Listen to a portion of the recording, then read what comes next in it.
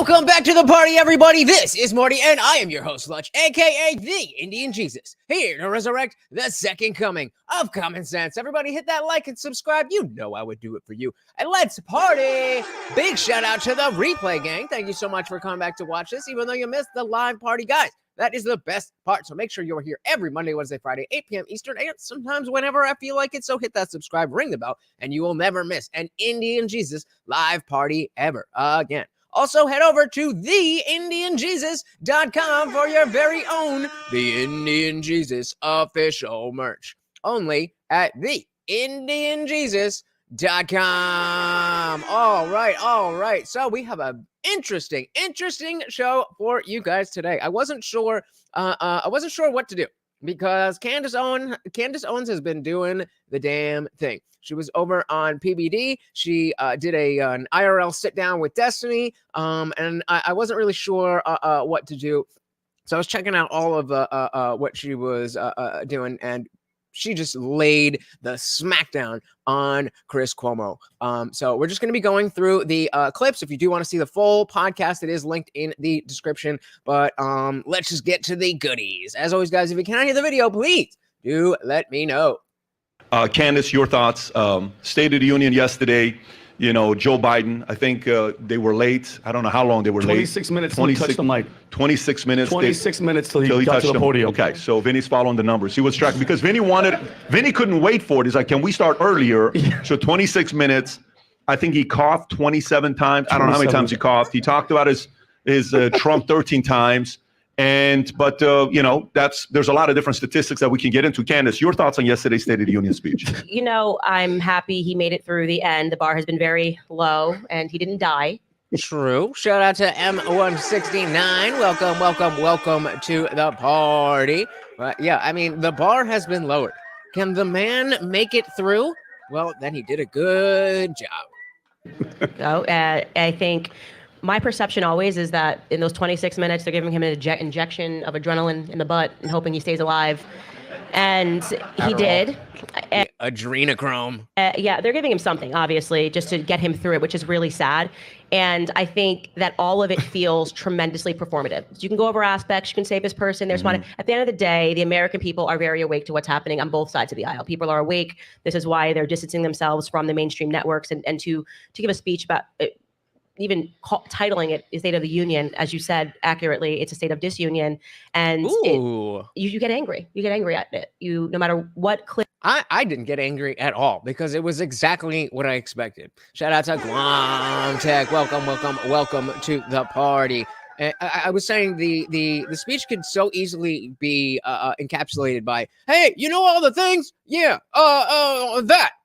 Clip you take out of it, no matter what discussion you want to have, the American people know that we are not being led by the President of the United States. We know that he does not have the mental faculties to lead, and therefore there must exist a shadow government, right? And we want to know who that shadow government is. Why don't you stand up and give a speech for a couple of hours and tell us about your incentives and tell us about what we're doing in Ukraine, what we're doing overseas, because that's what I was looking for. And so, shout out to our boy David, who's been on the channel a number of times and is active in the Discord community, which is free to join. You guys definitely should join where the party never ends.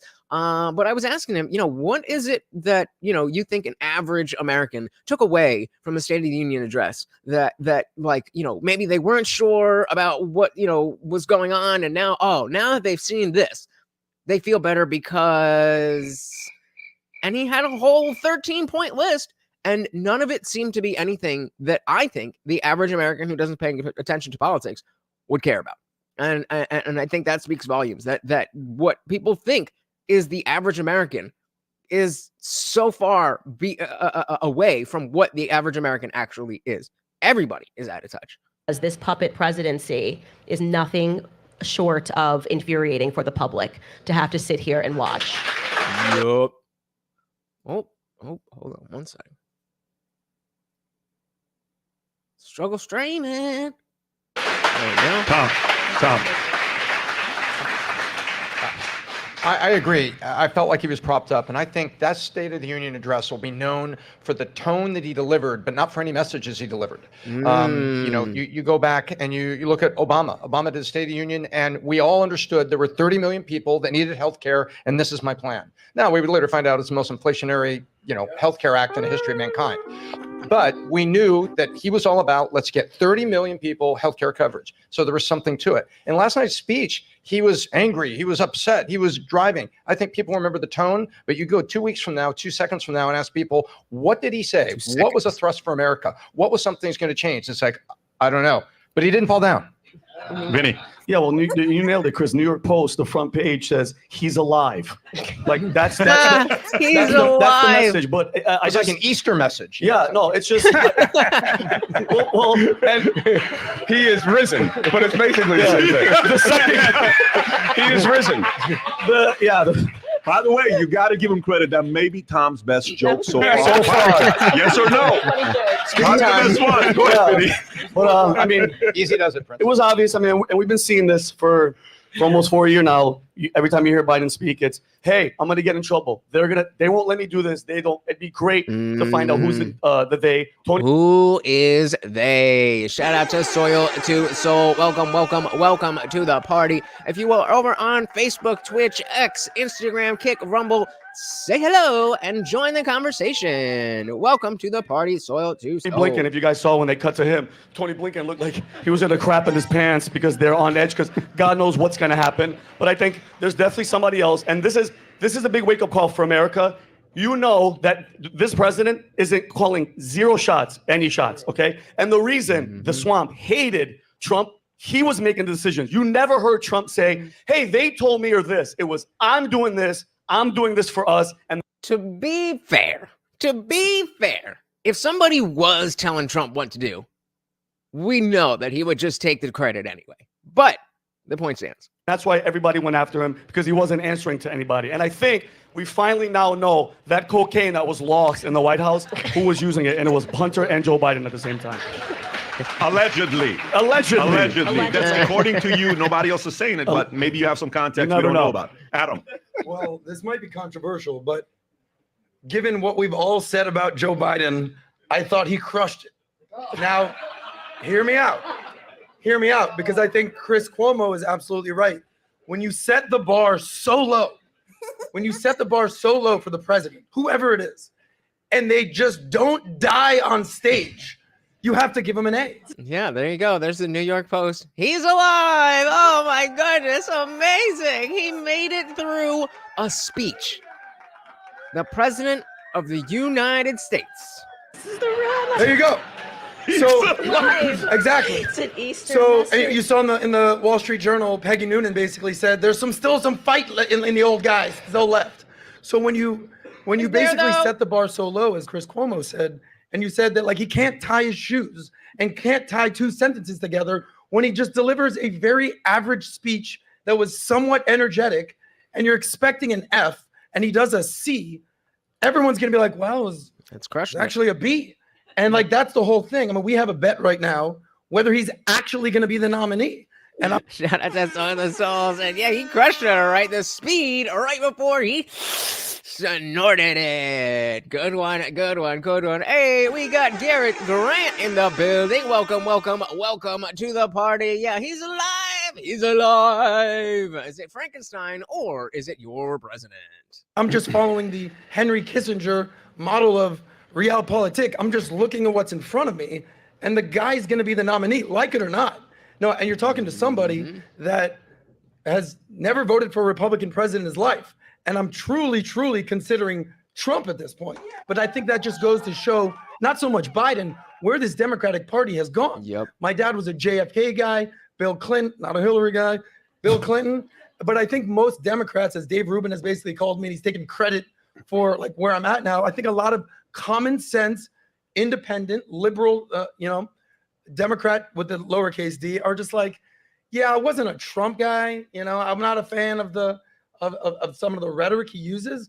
But whatever's going on the left of me over here, this wokeness, DEI, the ESG, like Cuomo and I are pretty similar. Like, well, I'm not aligning myself with Cuomo, but yeah, definitely that is kind of, I think, the story for a lot of people. You know, that's why all the time I talk about being a 2015 liberal, where back then, if you weren't paying attention and you were just kind of, you know, like not paying attention, but just living your life, you'd have these opinions that were more in line with the Democrats. And somehow, somewhere along the way, it changed. It changed. Shout out to Burner Popcorn Account. Welcome to the party. Said Chris Cuomo was a narcissist chameleon, desperate to stay relevant. Let's not forget how he's been a big part of the mainstream media problem, despite pretending to be anti-establishment. Welcome to the party. Very glad you said this, because you guys know how I always like to have the what is the lens that we're viewing this through, and you hit the nail on the head. I want you guys to pay attention to exactly how much he's trying to be like, hey, I get it. I'm one of you guys, but you know, we gotta still vote for Biden. Trump is crazy. I get it. It's like the girl who's saying like, oh, I'm not one of those girls. I'm one of the cool girls. The girl who says that she's the cool girl is never the cool girl. They can pretend to be. They'll joke around with you and trade jabs, but they all end up being exactly what they claim not to be. Welcome to the party. We also got the Adventure Bros. Welcome to the party. Good to see you. Yeah, Garrett's saying feeling the same way. And oh yeah, lies all over. The COVID quarantine with the whole thing with his brother. Like, oh yeah. Liar, pants on Left fire. of me over here, this wokeness, this DEI, the ESG. Like Cuomo and I are pretty similar. Like we're dudes, we like sports, we like women, we like football, like whatever's going on in the Democratic left trans situation. I'm just like, yeah, I'll take the Trump guy with the. I thought I was going to get away with it. I was like, let me not mention it just once. Maybe I won't have to say that the most shameful thing I've ever done was cast a vote for Hillary goddamn Clinton. And Bonzig is right there to call me out on my shit. Welcome to the party. And indeed, that is what I mean. But at the time when, right before we realized how bad that is with a 2024 lens. Welcome to the party. We also got Bryson. Welcome to the party. Cuomo Kasparian. I think, see, if you're talking about Anna Kasparian, I think that Chris Cuomo is way worse by like a different degree. Anna Kasparian is somebody who has bad ideas and unfortunately the ability to spread them. Chris Cuomo is somebody who purposely misleads people and is responsible for all of the discourse that we see, or the discord that we see. It's people like Cuomo that make people like Anna Kasparian. Shout out to Indie Film. Welcome to the party. So is that the Cuomo that killed all the old people, or the one that told everyone to stay home while he went to the gym with COVID? It's Fredo, our boy Fredo. So my family is liberal, and I was liberal until 2016, and I went independent because the left started to go too far. Yeah, just like a lot of us. Welcome to the party. Bryson's saying, you don't think Anna does that? She does, but I think that she has a much more genuine connection to her positions. I don't think she openly lies as much as she is just wrong. Whereas Cuomo is just, I don't care. I'm just going to lie to you. They're both in that same camp. But again, I think Cuomo is on a different level. Trans situation. I'm just like, yeah, I'll take the Trump guy with the plane and the hot chick. And that's kind of where I'm at now. Wait, can I also add the contrast, by the way? And I think that this is actually relevant, but you also have to recognize that Tucker just went over and interviewed Vladimir Putin. And this is significant because then you saw what it looks like when somebody not only has the mental faculty, I mean, irrespective of what you thought about the interview, you cannot, you are forced to acknowledge that he's an incredibly smart person. I mean, he started in the 8th century. Forget, I mean, I don't. Wait. So are you saying that you love Putin and we should be fighting against Ukraine? Is that what you're saying? I think Tucker thought he was being trolled, right? It's just, well, in 8th century, and he's going through the entire history of Russia, starting from the 8th century, right? And the entire truly, Biden couldn't have started from yesterday at 8 p.m. and recounted what he had done. So there's also this contrast that's playing out. It's a very good point you're making. See, that's where I disagree with you, Bryson. I absolutely think that the Cuomos are evil. Absolutely evil. Absolutely. But I'm very disappointed that PBD is bringing Chris on as a Valuetainment team member. That's not what is happening. That's not at all how I see it. Even if you look at the framing of the team is over here, then you have the guests in the center, and then you have PBD on this side. So I don't see it like that. I see it as like, especially if you saw the what should we call it, the Andrew Weiner. Is that his name? Andrew Weiner? Anthony Weiner. When Anthony Weiner was on, it wasn't like he was cozying up. It was very clearly to, maybe a little bit unfairly, trash him. And I think that's kind of what we're doing here is like, oh, let's just put Chris Cuomo and Candace Owens in the same room and just see what happens. Because as a leader of a nation, you want somebody to be able to impose themselves. He gave a clinic and really taught the world Russian history. Right. If you really think about it. Hey, this is what we're all about. I know I gave you 2 hours. I'm going to teach the world why I'm doing what I'm doing. This is the reason, right? And you can love him, you can hate him. You cannot criticize him for his agenda that he came in to do. And we did not see that yesterday. Correct. And by the way, how about yourself? What did you think about it? I think that it is not good that you're using Vladimir Putin as some type of positive attribute metaphor for a leader. Here we go. That's not what I did at all. Here we go.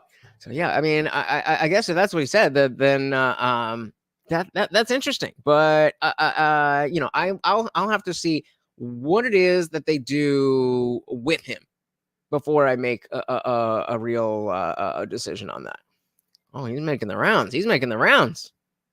Well, you're saying that you're saying, well, he's smart. He is smart. So why would you not acknowledge someone smart? What does that do? Does that make me a Putin supporter? Because you're clearly smart. No, if you can sit down and unpack Russian history but from what's the the 8th point? century. What is the point? The point is that they have a world leader who can do that, and we have a world leader who cannot. That's the point. What do you mean? What the point? What's The point the is point? to say that the entire world can now see this contrast of a man who can't remember what happened 2 hours ago, who still thinks that his son is alive, There you go. sadly, and often brings up his son as if That's he's still not alive. true. What do you mean That's that's not- not? you- What is, you- Obviously, it's not true. That's why it's a problem. You not don't true. need, see, look. what is you- not you- true, Chris? Actually say He what does is not true. think, you're really going to say that Joe Biden believes that his son Beau is alive? He has done that on camera. He has said He has misspoken as an old man that is talking about That's something the that hurts him. problem. Listen to you. The cope. Why is it a good thing? This is precisely why we're talking about Putin. Because you are incapable of just saying, yeah, Biden is old. He doesn't speak real good. Your inability to say that creates the need for us to look at other world leaders and be like, okay, well, let's compare him to this. That's why. No, because see, Chris, listen, again. there's no reason to do this. You're doing so great. I'm not going to let you do this to yourself. Like, Listen. what? No, seriously. There's no reason to do it. Obviously, Vladimir Putin is intelligent. There's no reason, doesn't make you anything to acknowledge the fact that any person that can for an hour straight unpack the history of their country starting from the 8th century Right. has their mental faculties about them. Okay. That is the only Here's statement the I have thing. made, and I said that Here's the contrast thing. is First- now playing out in the American people's minds of, wow, Yes. okay, I don't care what I think about Vladimir Putin or Russia, right? But the fact that they have a leader who can speak in this manner, Okay. right? Who is able to remember That's these it. things and to communicate in this manner makes us aware of how much we are not getting out of our own leaders. That's it. It's that simple. That guy can speak well, and this guy cannot. That's all that's happening here.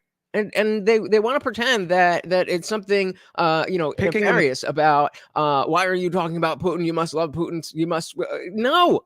It's just like, look at this guy who can talk good. It's that simple.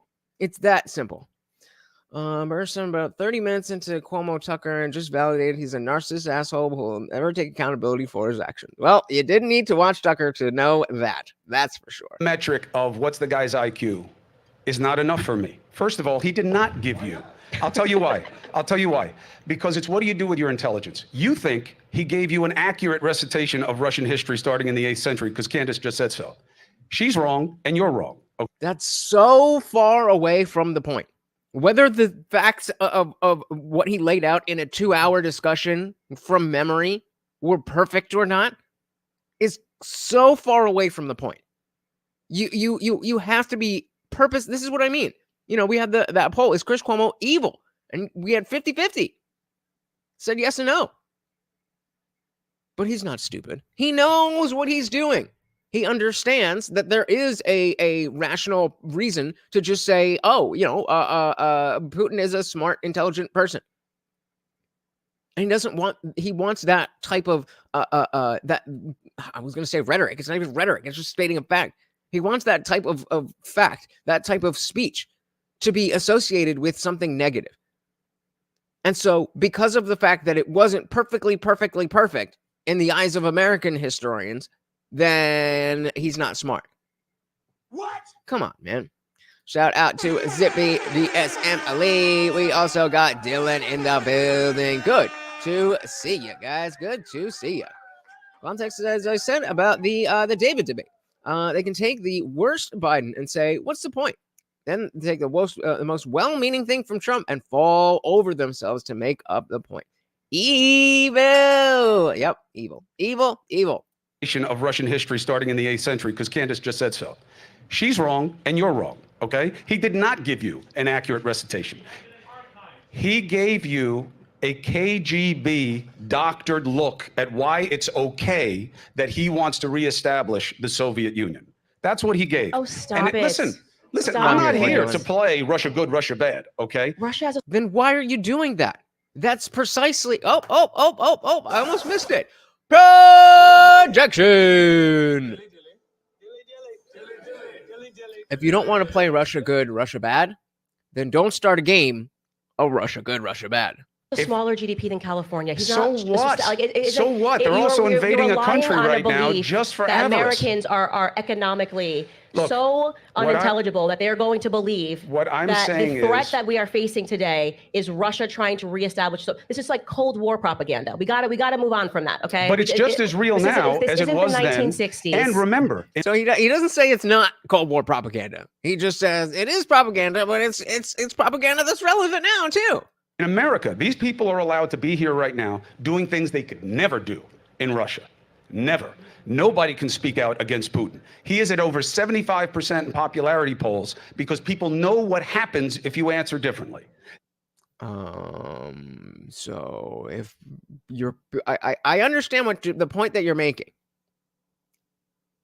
but if it was that drastic, wouldn't it be 100%? Because if you didn't answer, like, I get what you're saying, but you're not saying anything. I get what you're trying to say, rather, but you're not saying anything. They make no money. They have no press freedoms. When they try to exercise themselves, even on the internet, Starting to they sound get like chased. America today. We'll get there, guys. We'll get there. We'll Sixers get are there. locked And that up is- for and that wrong is thing. something You to- locked up grandmas for expressing That their is something to be opinions. concerned about. You are saying That is if something you to be speak- concerned about. That is Not correct. Freedom of admired, press. You're but sitting used here. as a point They of wanted fear. to arrest Tucker Carlson for going over to speak to a leader of a country that we are allegedly not at war with. Listen, So you're also Allegedly. describing America while you are I am telling us. not describing America. Yeah, I'm describing what America should not be. So be careful about putting up a model of what you think has some value. Nobody said. Right. And so Bryson said, I've seen Russians speak against Putin. He's exaggerating. Exactly. Why? Why would he need to exaggerate? Because he knows that what Candace is saying is reasonable. So if somebody hears Candace saying something reasonable about Putin, then that opens the door to, oh, maybe it's not as simple as America and Ukraine good, Russia bad. Maybe it's not that simple. And then you do more and more and more and more thinking. There's so many people who actually do just accept that it's Russia good and Russia bad and Ukraine and the US good. That's as far as they'll take it. And Chris knows that. That's what he's doing. Yeah, he's pretending very well. There That's was a what I'm model. saying. We just said that That's it's what I'm very saying. obvious that Putin can complete a sentence and that Biden can't. Yeah, and he I'm can not, complete a sentence. He this can also weird likely Cold War murder his vibe. opponents.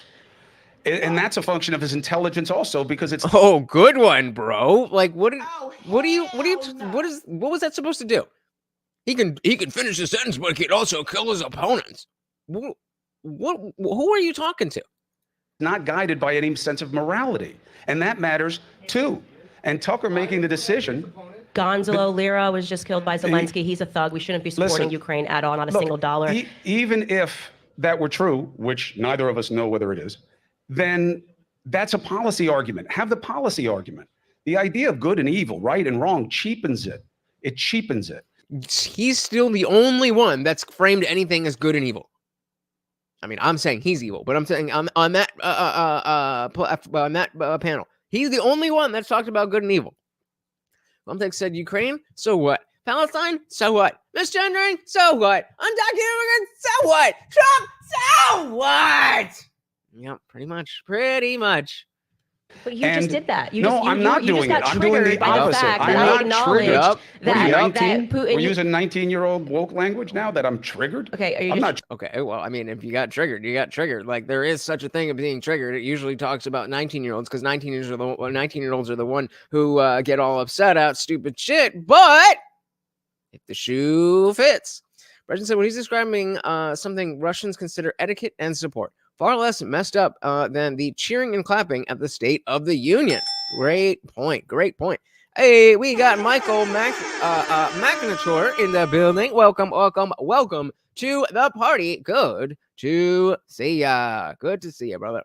What are you, 19? We're using 19-year-old woke language now that I'm triggered? Okay, I'm not triggered. I got my legs crossed. It means I'm comfortable. Okay, well, you just seemed a little triggered. You like. Well, I don't like setting up Putin as a model. I didn't. Nobody here. Everyone is listening to what I said, and I'm gonna not just double down. I'm gonna triple down, quadruple down on the fact that it's very obvious to the American people that our leaders are extremely lackluster, and that has been made even more abundantly clear after having watched Tucker Carlson sit across from Vladimir Putin, which was heroic on his part, because we are tired of being propagandized. We are tired of people pretending, if you live in Russia, there's going to be so much propaganda. There's so much propaganda here. I agree. Okay, we are suffering from the exact same things that you accuse Vladimir Putin of doing. I agree. Locking up people's opponents, right? I agree. I don't agree with locking up their opponents. FBI agents showing up on American people's doorsteps because they attended a rally on January 6th. 3 of my friends had FBI agents. They didn't even step foot in the Capitol. Okay, had FBI agents show up because they wanted any person that even showed up to hear Trump speak on January 6th to feel threatened by that, because the establishment said that you weren't allowed to support Donald Trump. Okay. So, well, here's that it makes a lot of sense. Burner Popcorn Sound said viewers have been noticing how PBD crew has been too soft with Cuomo and not call him out. It might be the maybe this is like a final test of why they brought Candace and him together, because they want to keep a good relationship, but they want his feet to the fire. And this is their way of having somebody there who can be direct with him without them having to do it. I don't know, just speculating. So I'm going to speak to how the public is feeling right now. And we are very aware of the fact that Joe Biden could potentially be dead right now. Okay, we don't even know, like he can barely make it through a sentence. And when we see somebody you do know that Joe Biden is not dead, right? Is what? You do know that Joe Biden's not dead. And you do know that he wasn't shot up with something. No, I actually don't. I actually do believe he was shot up with adrenaline. I definitely don't know that. Come on. What do you mean, come on? JFK used to do that. And there we go. Then it just goes back to the old conspiratorial, oh, come on, really? You really believe it? Really? Come on. Yeah, really. Exactly. Bingo. Exactly that. It's just the same emotional argument. Oh, well, you sound conspiratorial then. Come on. I actually do believe he was shot up with adrenaline before he goes. What do you mean, come on? JFK used to do that. Come on. So it's like, listen, come on is not an argument. The truth is enough. The truth is enough. And I'll tell you why it becomes problematic, okay? Look, it's a half joke. Were we 19 using words like problematic? Biden up with something last night. It's not a half joke. I really believe that. Here's what happens. Well, look, if you really... We are dead serious about that. I don't know what world you are in that you think that that's not a serious thing. That guy giving a speech that the entire world is going to be watching, and you don't think they're giving it like you know that it's silly to think it's ridiculous. You might think that they didn't do it. But to say that it's ridiculous, oh, come on. You know that that's not ridiculous. You know that. It's a half joke. They shot Biden up with something last It's not a half night. joke. I But really here's believe what, that. I wanna here's be what clear. happens. Well, look, if you really believe that, Yes. that's fine. It would be just nice to have a basis for it. But Yeah. yeah, he's going to take a You drug should take test. a drug Okay. test. Look, Yeah, somebody in the crowd said that. Here's what's going Why to not? happen. Exactly. Here's what's going Why not? He won't do it for the most obvious reason. Guys, real quick, if you have not already, please do me a huge favor. If you're enjoying the show, hit that like button and the subscribe. It helps out so very much, and it's free. Here's what's going to happen, okay? Just trust me on this because you've already seen it. You're going to know that it's already true. You are allowing for a BS standard of appraisal. So now Intelligent is a BS standard. it's not intelligent. It's the shooting up part. So now they'll start showing clips of Trump where it seems that he's not speaking fluidly. And they'll talk about whether he's on drugs. And They did that already. They will, but that's what you enable with this. I'm saying just stick with How dare we? How dare we ask for transparency when it comes to what the president is on? You thought you did something. the truth. Are our leaders performing That's what we're asking for. The truth. We're asking for the truth. Someone just called out from the audience. Let him take a drug test. That would give us the truth. But you don't want the truth. You want whatever narrative supports your agenda. So the soul said a half joke like that footage of Hitler sitting in the stands, rocking back and forth. Yep, a joke. Yeah, I bet Trump would do a drug test. No problem. you enable with this? I'm saying just stick with the truth. Are our leaders performing the way we need them to be? It's a rhetorical question. No. You had in Congress last night, I forget who smacked me with this stat, but it was a great one. 14% popularity for members of Congress, right? That sounds about right. It's somewhere between 12% and 20%, depending on the poll. 94% re-election rate. How do you have such low popularity and such high re-election rate? Because the game is rigged. That's why. Okay, so if you know that, then why are you going towards the people who are rigging the game? Going say, what the fuck? We enable it? Like they haven't enabled all kinds of insane bullshit against Trump since the beginning of his presidency and after. Like I said, come on, really? Is the Bill Maher mainstream media 2 years too late? These are the same people who shamed questions about COVID in 2021. Yeah, if you got here early, I made the trailer, a supercut of a bunch of people talking about, how they knew this, that, and the other about the masks or the lockdowns or this, and they were all wrong. What do we got here? Shenanigans indeed. Dylan said, CNN/former CNN trying to gaslight other people about doing the things that they are and have done, or as we like to call, projection. Indeed. Yep. You got it. Burner said, also keep in mind that that network anchors really don't do much at all besides read the teleprompter. They don't do any research or even write their own scripts. Yeah, I mean, if Bill Maher is not a perfect example of that, then I don't know what to tell you. People like their own members of Congress, but not anyone else's. I guess that makes sense. But do they? Other than the popular ones, I don't think most people really pay attention to that kind of stuff. It's I don't know. Never took COVID test. Did I ever take a COVID test? I've taken the test, but I've never taken any vaccine or anything. Right. Because the game is rigged. That's why. Now, the truth is enough, okay? So okay, let's take that. Let's take, where could he possibly be going that would make any kind of sense to start from the position that the game is rigged and end up at we should vote for Biden? Let's try to see if we can draw the line of logic.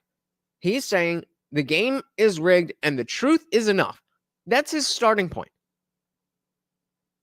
And somehow we get to Biden. Rigged. That's why. Now, The truth is enough, okay? Just stick with the truth. The problem is when you get into these situations of comparing a guy who's just a bad guy with what you want in your own leadership, I don't think it sends you to the right place. The truth is that Vladimir Putin was able to communicate in a way that was coherent. Would you want Vladimir Putin to be your president? This is such a fine. That's oh my God, what a straw man. That's such a hard. I mean, like what? She said he can. What did he say? He can finish a sentence. So you want him to be your president? No. Are we saying? Wait. So are you saying that you, Chris Cuomo, think that anybody who can complete a sentence should be the president? And that's the implication of what you just said. Able to communicate in a way that was coherent. So if you are able to communicate in a way that is coherent, then the automatic next thought for Chris Cuomo. Would you want Vladimir Putin to be your president?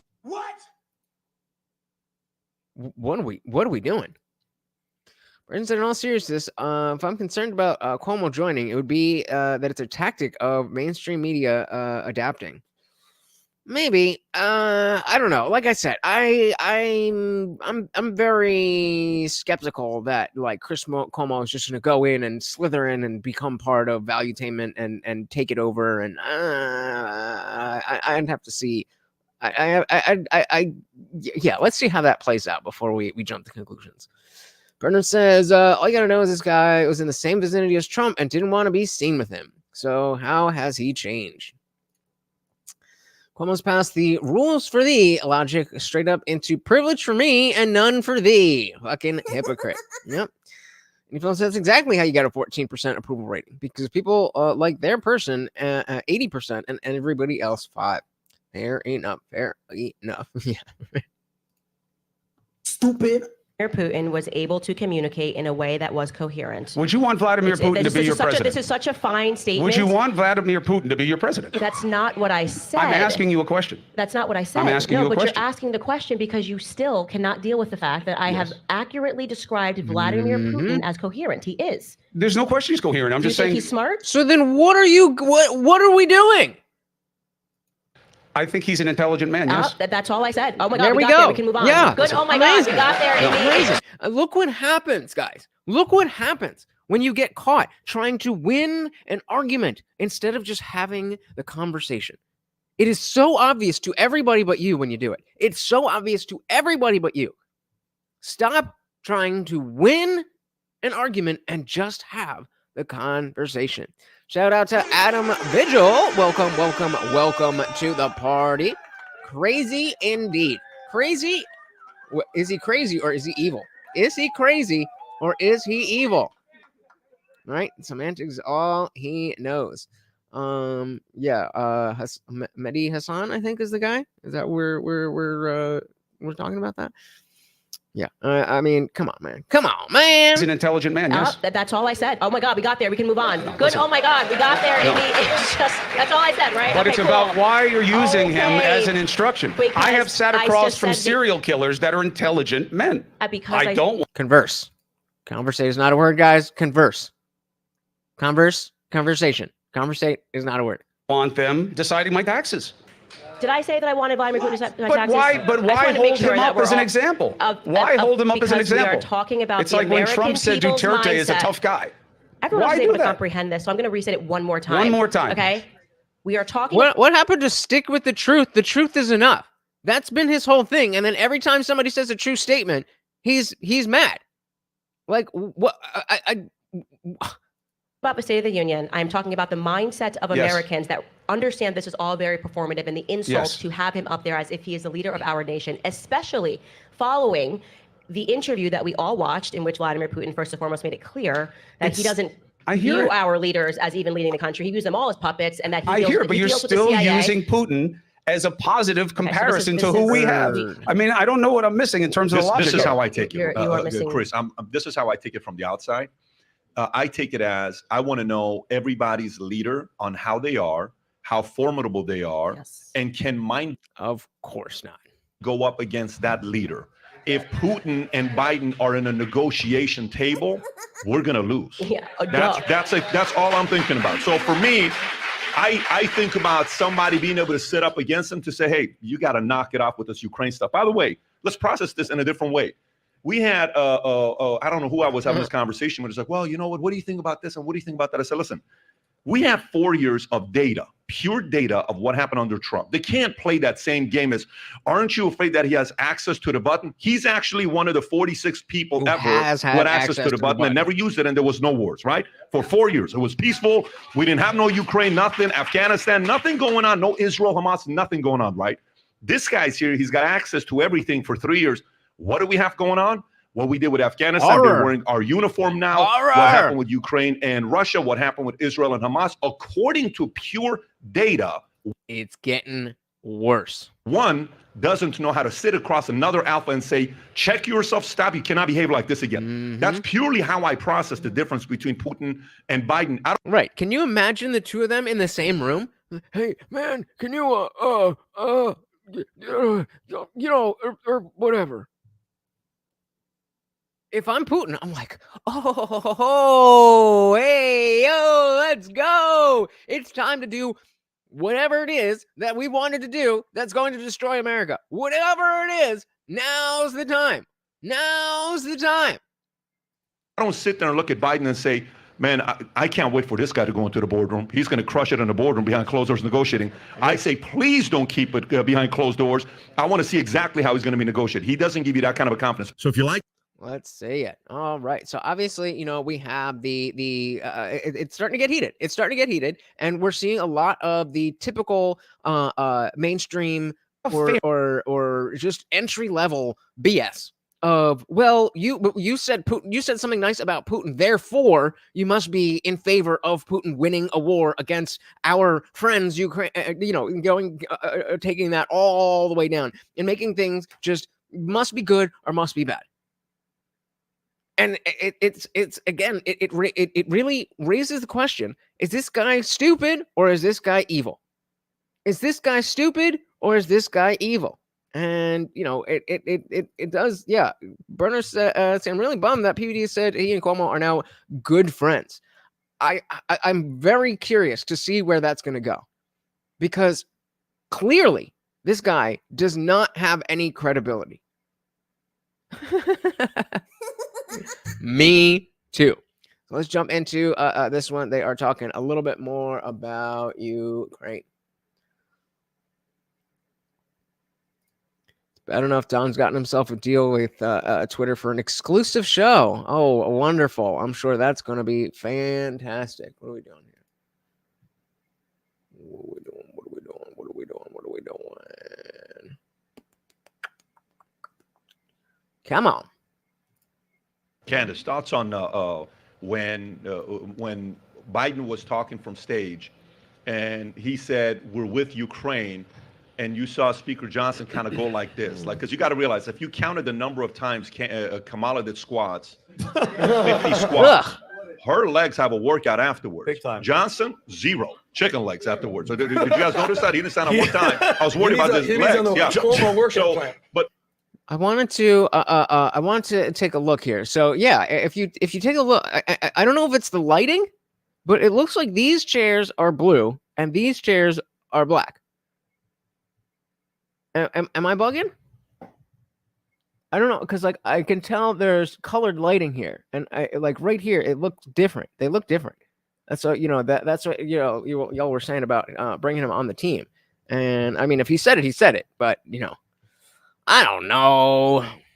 The words. So did you guys notice that? He didn't stand up one time. I was worried about his legs. But the point is, he went like this, and he rarely went like this. So what did you think, from a Johnson standpoint, with his support for Ukraine? And Tucker's also a little bit concerned about it. What are your thoughts on that? I want to be very clear. If there's any way that I have adapted my own thought process over the years, it is just the full recognition that the American people have been sold out from both sides of the aisle, right? They keep us warring with one another because it is a criminal enterprise at the top. And black versus white, tall versus short, rich versus poor. And so you see that language, yes, that Marxist language. We just need to steal more. We haven't stolen enough. That's the reason why you're suffering at the pump. We just need to steal from the billionaires more, actually relying again on economic ignorance, because of course it is the billionaires who produce jobs that give people the opportunities.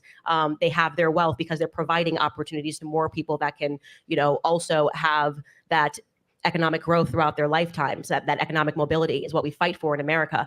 Really quick, guys, if you can do me a huge favor, I am so glad that you are here partying with me, but do me a favor, hit that share button. Let's keep the party raging. Let's bring some new people in and get it wow.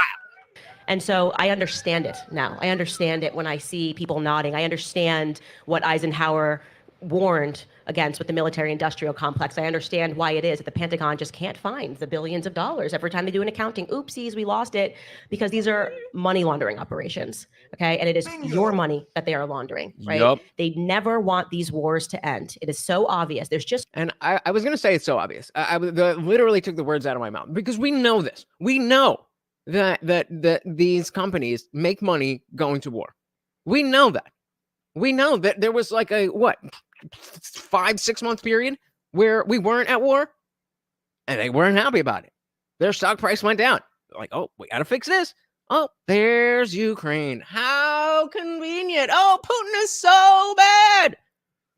It's one of those things. Again, if you're not at least of the opinion that that's a reasonable position to have, if you're not at least of the position that, like, okay, well, I don't believe that, but it makes sense that you don't believe that, then you're just stupid. There's no way. Can we take a 5-minute break from dropping bombs? Can we get like 5 months of no drama? No new wars with Trump. A week after we left Afghanistan and left all of the weaponry, they then announced that we're locking up with Ukraine, and money's going this way. It's never ending. It's perpetual. And it's not because Ukraine is a democracy, a beacon of democracy. Don't believe me? Go read the New York Times about Zelensky and Ukraine 3 years ago, what they were saying about the money and the corruption in that area. It's because he's a part of it. He's a part of their syndicate. The media wants to convince you that Zelensky's some good hero fighting for democracy, because they know that you probably don't understand the politics in Ukraine, relying on our ignorance, the American people's ignorance, to think that if they keep saying we're spreading democracy, we're not spreading anything but your tax dollars, okay, to foreign countries who can launder it back to the exact same people that sold you out in the first place. So it's a Republican and it's Democrat and it's cancerous. There you go. This is why Candace is here. This is why Candace is here. Because if they're, if PBD and Valuetainment and whatever, if they're getting into some unholy alliance here, I think of everything that Guantek's on point, that, you keep your friends close, your enemies closer. I'm hoping. And that's why I'm saying I'm waiting. I'm going to wait. I'm not going to give any opinion on that until I see what they do. Because it could very easily be, exactly. If he gets his own show and he'll be co-host with Susnik, so the chat just trolls him 24/7. It might just be, hey, let's make sure this guy can't ever work in broadcasting ever again. Probably not, but I'm saying let's know for sure first. Republican and it's Democrat and it's cancerous. I think a lot of it is sad. I think the more that you guys recognize what the two-party dynamic is about, what it rewards and why, I don't see it in the same characterizations. Shout out to Virgil Kane, all the way over from Manchester, England. Welcome to the party. Everybody else over on Facebook, say hello. Hit that like button and even give it a heart if you're having fun. That you do, but I'm not in the position business. You know what I mean? I'm in the analysis business of it. And I get why they applaud, and I get why you're concerned. And I get all these metrics. But I just, it's interesting it's all a function of your perspective. Headlines are one of the worst things in the media. They've always been that way, by the way. The headline has always been deceptive. Nobody reads the piece. There's a formula when it comes to writing pieces where the counter. I don't know if you know this. Let's see. Let's see when the camera went over to him. So at 3 minutes, we're now at 3:46. He hasn't said anything yet. He's just talking. He's just saying things. He hasn't said anything yet. Is usually like 5 paragraphs down. Why? Because nobody's going to go 5 paragraphs down. But then they feel like they're being fair. We would tear that shit apart. That's why I very rarely talk to the media. That's ironic, right? Because I'm in it, right? But the media is not a monolith. I don't talk to them because I know what they're going to write because I do the same job. I know what the story is on me. I know how they're going to cover things. Okay. Right. Ukraine. Johnson was nodding because his caucus wants to do the funding. So he's nodding because it reflects the position of his caucus. Why do they want to fund Ukraine? I believe that there is a consensus among the leadership that they see Zelensky more as a change agent than as more of the same in Ukraine. Your history of Ukraine is right, and it's obvious. Ukraine has been a dirty place for a long time. It's a kleptocracy. He is perceived as somebody who's going to change that. Is he or is he not? I don't know. You'll get information on both sides. He has been a little distracted from changing his country by the fact that he has an existential threat against it in the form of Russia. Are we spreading democracy? I don't even know anymore if democracy is really a suitable system based for a lot of countries and cultures. I don't know. I don't know. I'm not saying democracy bad. I'm not saying that. It's certainly right for us here. Is it though?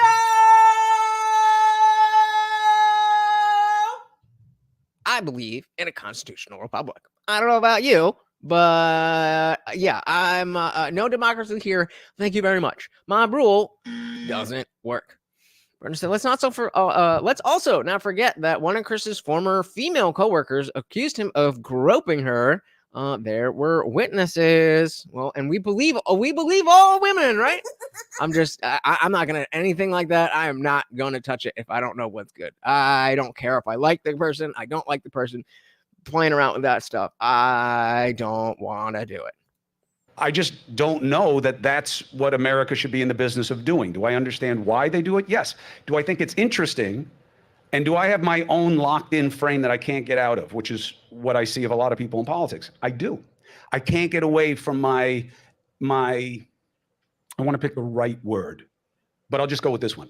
Hate of the two-party system. It used to be, I'm old, right? I remember when you couldn't find conservatives or Republicans who were against any foreign intervention. You could not find it. True. Yep. There's been, I mean, talk about the party switch. I don't know where it came from, and I don't know how it's been such a pervasive message that the Republicans are really the ones that had the Dixiecrats and the KKK. It was the Democratic Party, but they switched, and now really that's the Republicans. I don't know where that idea came from, but somebody told it to me, and I believed it for a long time. Ironically, now we had the liberals who were anti-war, anti-establishment, anti-big pharma, all that stuff. Now there's been a party switch. Insane. Virgil said, I apologize in advance. My wise words may be limited. I am drunk as a monkey, whatever that means. Hey, dilly dilly. Oh, you guys are liking that one. I'm old. Well, CNN makeup artist didn't get rid of your forehead wrinkles. I mean, is he like under contract with them still, or is he just like a dude? Brunner said, I'm hoping Megyn Kelly covers at least one of these Cuomo podcast appearances. She hates his guts. Yeah, I would hope so. She's usually pretty good on that. Michael said, yes, him saying democracy works here is definitely sneaky talk to inject a left talking point while making it seem innocuous. Yep. Oh, yeah. Oh, yeah. Or Republicans who were against any foreign intervention. You could not find it. They used to call them hawks. That they were involved in wanting to fight everywhere, all over the world in the interest of democracy. It was one of Reagan's most envied positions of strength, okay? Mr. Gorbachev, tear down that wall, Yup, he's going to do it because we're going to come and beat your ass otherwise. Now it's completely flipped. My father's Democratic Party, may he rest in peace, were all the Trump constituents. My father's Democratic Party Were you was waiting- all the people. Now, he was not my father's fighting for those people on the same bases that Trump was. Why? My pop was a different guy from a different time. One of the last jokes he told before he died, and he did have dementia, by the way, so I've seen it in real time. Whoa, my button ain't working. There we go. Shout out to Soul to Soul with the comment of the night. Said anyone who's been under contract for CNN automatically loses their right to call themselves a dude. Dilly to the comment of the night. Oh, I love it. Good one. Burner says Chris is currently working at News Nation and now does frequent segments with Bill O'Reilly. That's not surprising. And Film said the guy warned of a military-industrial complex about 70 years ago was a Republican, Eisenhower. Yeah. Dylan Soup said your dad would probably be a Trump guy, mostly confirmed. Who's dad? Huh? What? Before he died, and he did have dementia, by the way, so I've seen it in real time, and I understand people's concerns about what we're dealing with right now. He read something about me and my ascendancy in the media and white privilege, and someone had to read it to my father. At the end of his life, he lost the ability to read, which was very sad for him, and he clapped his hands. He went, "Hot damn, we made it. Christopher's white." Because he had been seen as an ethnic, and he used to be described differently because of his ethnicity as a first-generation Italian. Why is dark-skinned, swarthy? Hold on 1 second here. Okay, I see what's happening. It's very odd that there's no way there is a way to chat on X. Shout out, we got 25 viewers over on X, guys. I very much appreciate you hanging out. I know there's a chat feature. I've seen it before, and it does work with StreamYard. I don't know how it works, but if you can figure it out, definitely figure it out. Thank you for being here. Because of his ethnicity as a first-generation Italian. The dark-skinned, swarthy, mercurial Mario, prone to fits of anger, mafiosi, gap-toothed grin, dark circles under his eyes. This was all code, right? This was all code for a brown dude. That's the way they saw him. And he couldn't get hired, and he had to share being valedictorian with an Irish guy. He had all these little things. But the parties used to be the opposite of what they are now. What does that tell you? It's a game. I told you. What did I tell you? Didn't I tell you? Because I told you. Come on, bro. And when did I tell you? I mean, maybe I heard him say this when I was skipping through this stuff, but I don't think so. I was being almost facetious. But yeah, there we go. A shout out to Zippy DSM Ali. Okay, so apparently if you're on X, you have to go full screen if you want to chat. But I also did tweet the YouTube link underneath if you do want to choose. But either way, very much appreciate you guys being here. Yeah, so he's talking about the how the Italians were seen as not white. And yeah, I mean, now he is, but making a good point that not always, that wasn't always the case. He couldn't get hired, and he had to share being valedictorian with an Irish guy. He had all these little things. But the parties used to be the opposite of what they are now. What does that tell you? It's a game. It's a game. So I mean, if he's talking about what I was talking about, and over the last 10 years that the party switched, then based. But I don't think it is. I think he's talking about the that bullshit party switch talking point that all the liberals talk about. And the analysis is right that you see it. And then the hard part is, well, what do you do about it? And I do believe that, sometimes it's okay to recognize a problem and be angry about it. And look, I get and I respect and I appreciate where you're coming from. You have a level of frustration that you want recognized by the people who are in positions of forwarding those agendas. See, this is it. See, I get you guys. I know you're not crazy. I know you're not a conspiracy theorist. I know that you would have gotten the vaccine. I know I'm not crazy. But it's Trump. We can't vote for Trump. That's what we have here. recognized by the people who are in positions of forwarding those agendas. You want it. You want it recognized. Smart guy. I don't begrudge you that. I get it. I just think that nothing changes if nothing changes. Brilliant. Nothing changes if nothing changes. Oh, brilliant. And so what do you do about this two-party system and how it's locked in? Biden is saying tax the rich because it works for Democrats, okay? And it also is starting to get a little traction with what Congressman Burchett, you guys know him from Tennessee? He's an interesting guy to watch, and I'll tell you why. Sure, he's messed up. He said some things he shouldn't have said, okay? And he was a little too cautious about apologizing because you get killed for apologizing these days. Because again, politics isn't like the rest of life, where if you care about somebody in a relationship, you apologize when you mess up and they'll judge you on how you go forward. Doesn't work like that in politics or with the media. They'll kill you for apologizing. But Burchett says, you know why we can't get anything done? It's not my people. It's not even the Democrats. What are you talking about? It's the uniparty.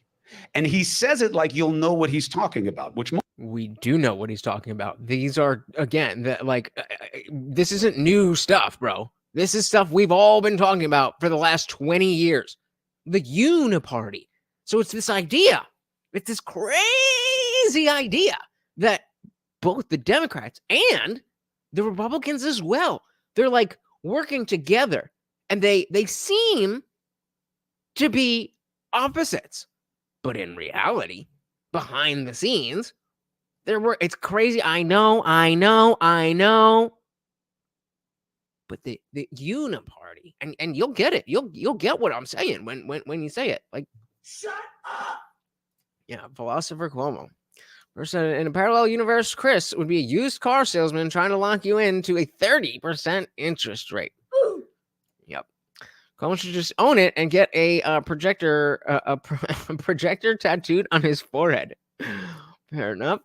So if it's a game, I'm happy to play America first. It's a move that hasn't been tried in a while, and just maybe it could work.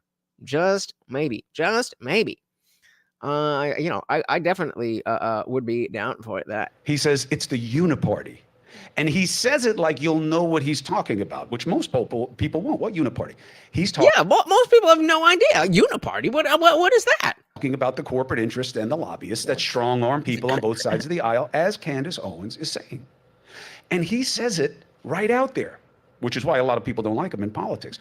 You have to do something about that. So now you have Bobby Kennedy Jr. in the race, okay?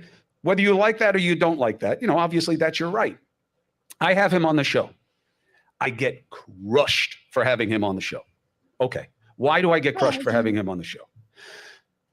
Again, notice how long he's taking to just say things. I got crushed for having him on the show. Why did I get crushed for having him on the show? Okay, I'll tell you why I got crushed for having him on the show.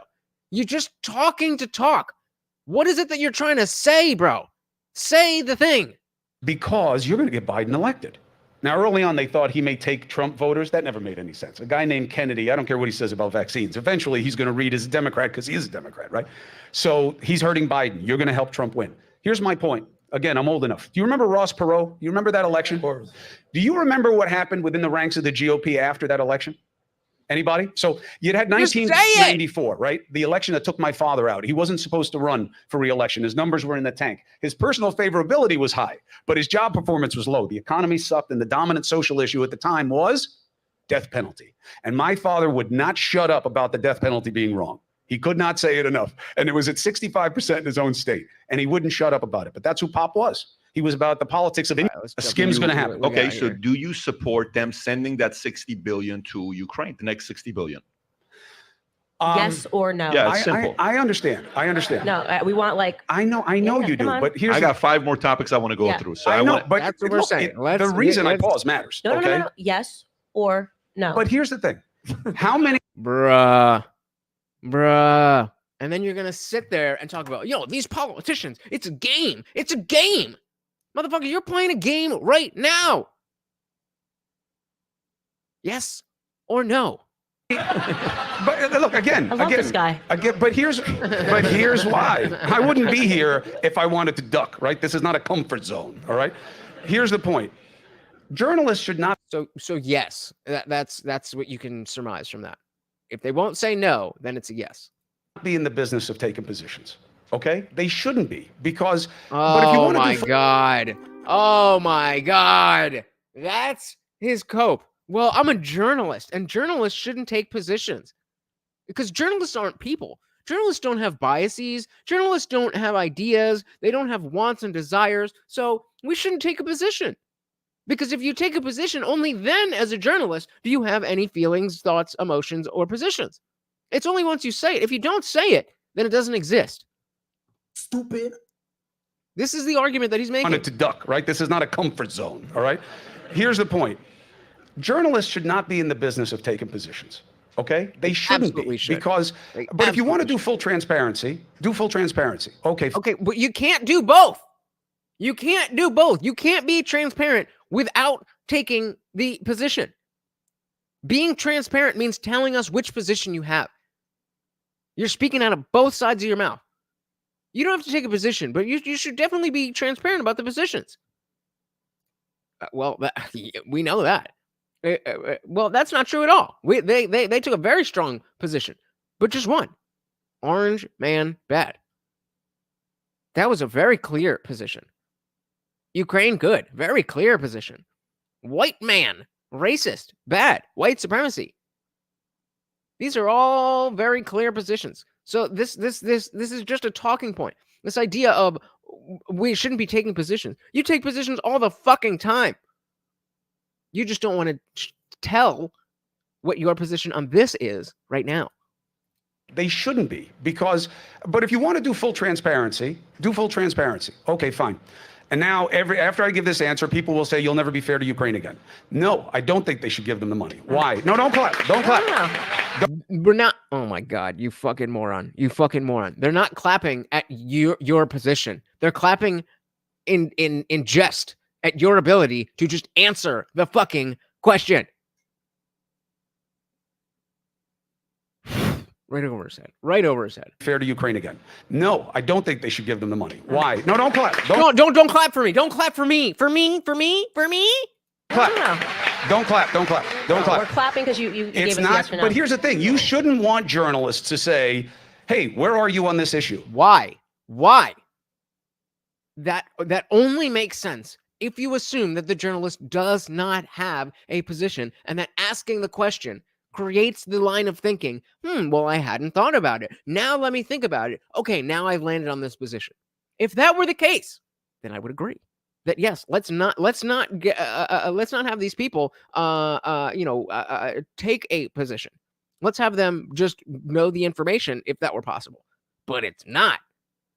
It's not. And so if you want transparency, then your position as a journalist is the only way to do it. If you not take a position, then you're against a position. Yeah, that's exactly what he thought. That's exactly what he thought. Yes or no. But here's the thing. You shouldn't want journalists to say, hey, where are you on this issue? I'm telling you. No, you should. I actually disagree with this. There I'm you go. radically transformed There you on go. this. I am tired There of you people go. pretending that they don't have biases. Okay. All right. Before she goes into that, Berner said it should be standard in the media industry not to employ anyone who comes from politics or has close family members involved in politics. They won't even have a perception of being objective. That's the point. If they wanted objectivity, then yeah, of course.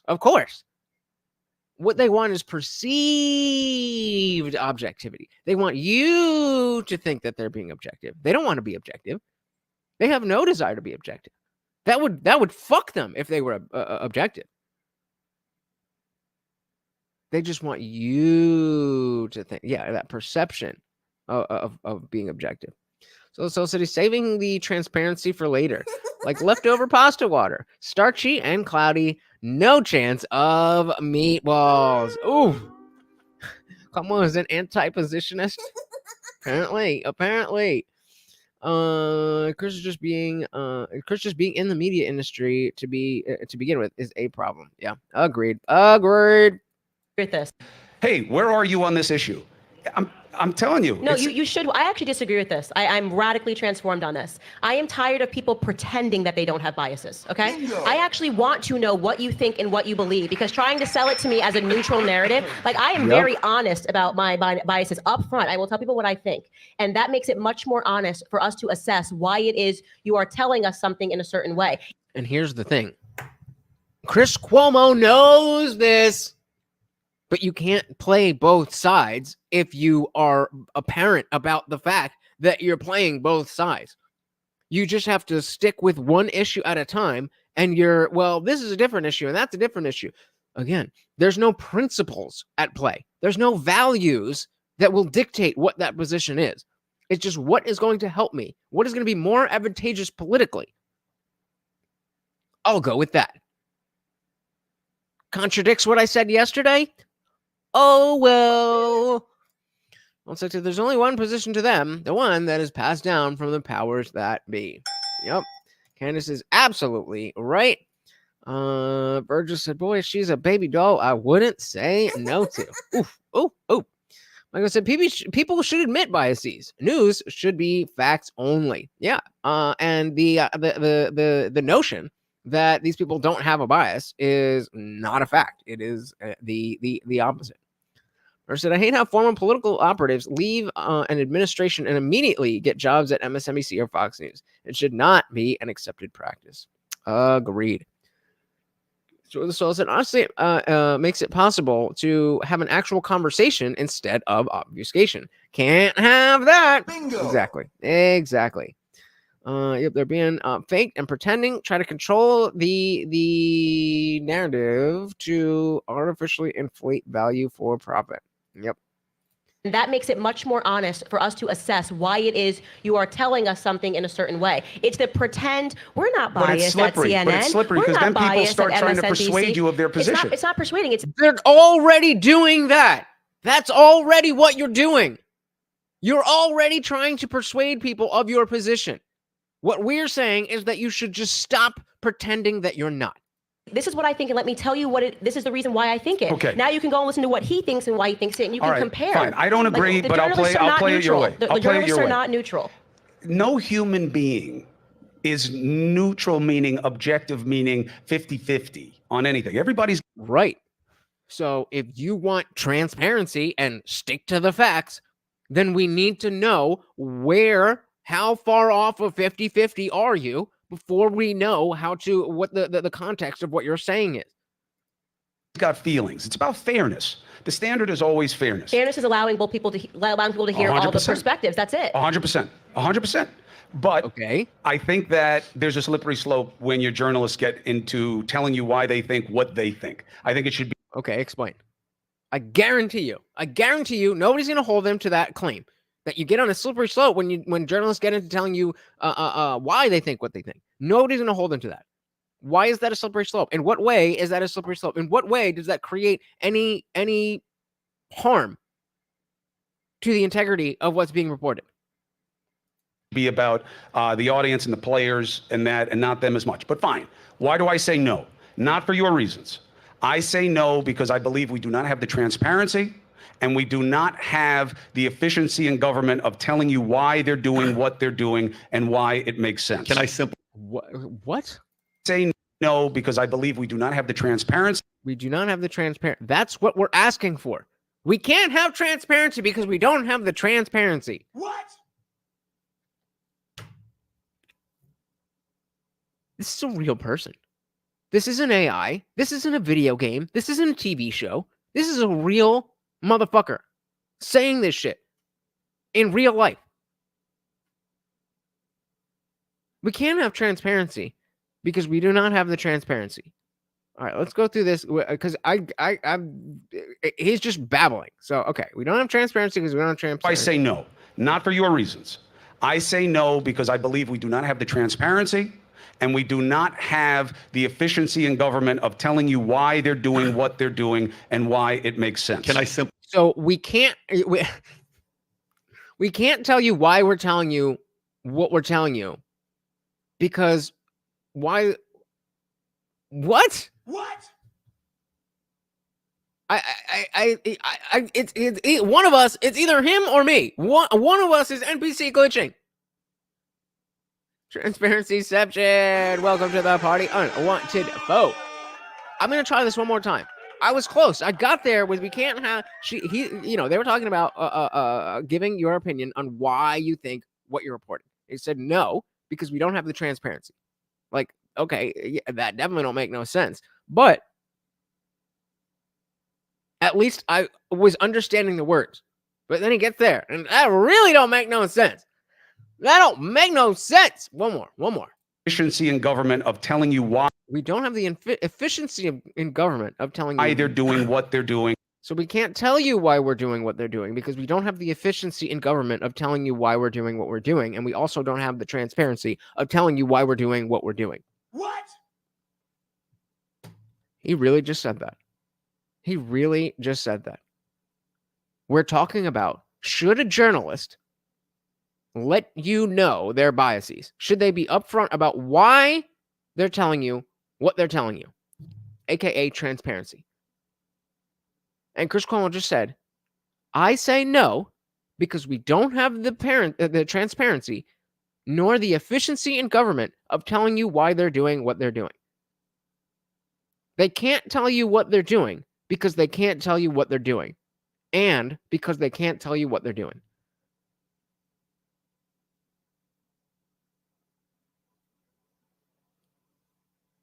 All right. He's a perfect example of a public NPC. At least he's being honest. That's just exactly how the mainstream is hate. I mean, I guess. Is he? I don't know if I count it as being honest. I think honesty would be we can't spread our agenda if we tell you why. That would be being honest. Using word soup of we don't have the transparency and the government doesn't have the efficiency. We don't have the efficiency in government of telling you why we're doing what we're doing. That's not being honest. We had to watch it 4 times to even understand what he meant. So I'm going to say no. Shout out to Unwanted Bo with the $2 super chat. That Morty needs the transparency of the transparency. I'm going to transplant the transparency transplant of the transparency. You want some transparency? Hey, want some transparency? Shout out to transparency for being the new transparency of the transparency. Very, very, very much transparency. And why it makes sense. Can I simplify? This is my reason I said why. no. Okay. No, don't simplify that because then it's going to be very obvious how fucking stupid it was. Doing what they're doing and why it makes sense. Can I simplify? This is my reason I said why. No. Okay. That's pretty simple. I get it. But the why matters. Your reasoning was, so number one is, I want to know where the money is going and how it's going to be spent. Yes. I want to know that as a capitalist 100%. But there's a reason for me above that. And it's actually a very simple reason. Okay. And here's what it is. Say I'm your neighbor. And literally where you live, I live right next to you. So I'm a neighbor. Okay. And I live in your community. Okay. And I come to you and I say, hey, Chris, man, I'm getting robbed. This is the 3rd time they stole the bikes from the kids. And I need $150,000 to build this fence. So that stops happening. I need another $50,000 to build this camera. Brother, if you can give me that $200,000, that'd be fantastic. Now, your wife is coming to you and saying, babe, we don't have a fence here. And not only did they take the 4 bikes that we have, they took the 3 fishing rods and they broke into the 2 cars and they stole the system out of the 2 cars. We have to build a fence here. They took the fishing rods? They did. They kill all of them. That's it, right? That's what we got to do. Right. So that's how we have to paint the picture. There we go. But hear me out. Let me explain this to you. So imagine like your wife is saying this to you, okay? And says, babe, we need to spend $300,000 to build this wall and put up some cameras because this cannot happen. And we need to go and tell the community, put security there so they watch this. We need to spend this money. And you say, no. We have to take care of the neighbor's border first. Oh, it gets better. Then you turn to your wife and you say, you're a racist. You're a sexist. Because you're a homophobe. Why do you want to take care of your children? See, that's the part for me where, as much as we talk analysis, for me, it's, hey, how much money do you want for Ukraine? 60 billion. No problem. The day you guys build the wall, let's have the conversation. Go ahead and do it. Bingo. There you go. The idea that we don't want this money spent. We don't want this money spent, period. Full stop. If you are going to spend this money, at least, spend it on Americans. I don't think that's very complicated at all. Want to do this? Go ahead, let's do $20 billion, put the account, here's where it's going to go. Great. Hey, you want 60 billion? No problem. The day we get, you're finally doing your accounting and you're showing us exactly how the money's been. The day you want it, then you do it. And by the way, this works in companies. Guy comes up to me yesterday. I don't even know if he's in the room or not. He knows who he is. He's probably watching this from wherever he's at. He says, well, I think I can do this, that. I said, really? Yeah. I said, fantastic. I'm glad you believe that. This is great. But tell me what's the biggest victory you've had since you've been here? He said, what are you talking about? I did this, I did that. I said, no. That's part of your job description, why we pay you to do that. That's not above and beyond. That's your job description. You're supposed to do that. I said, tell me something you've done that you've gone above and beyond where everybody's going to say that's a victory. I brought in cupcakes. He says, well, I don't know. I said, no, it's called you don't have any. I said, why don't you go do that? And I'm going to greenlit the budget for you and we can do X, Y, Z. You'll do that? Yes. Okay, go. Go show me some results. We're going like this. I need some money. Let me look at your resume. You've been fired 92 times. For sure, here's money for you. Let me see your resume. Well, we already spent and wasted $2.2 trillion. What a great job wasting money. Here's another $60 billion for you. Just, to me, in no way does that make any sense. And nothing about what I said seems like I need analysis. And it's just logic. This doesn't make sense. The answer is no. Right. And I, that seemed like a long walk for a short drink of water. But I think, basically what he's saying is, just calling out Chris and saying, I don't think you really said anything. And you're trying to make this something way more complicated than it is, when we can just look at the fact that America is not perfect. America does not have endless money. We need that money. We don't want it sent there. No.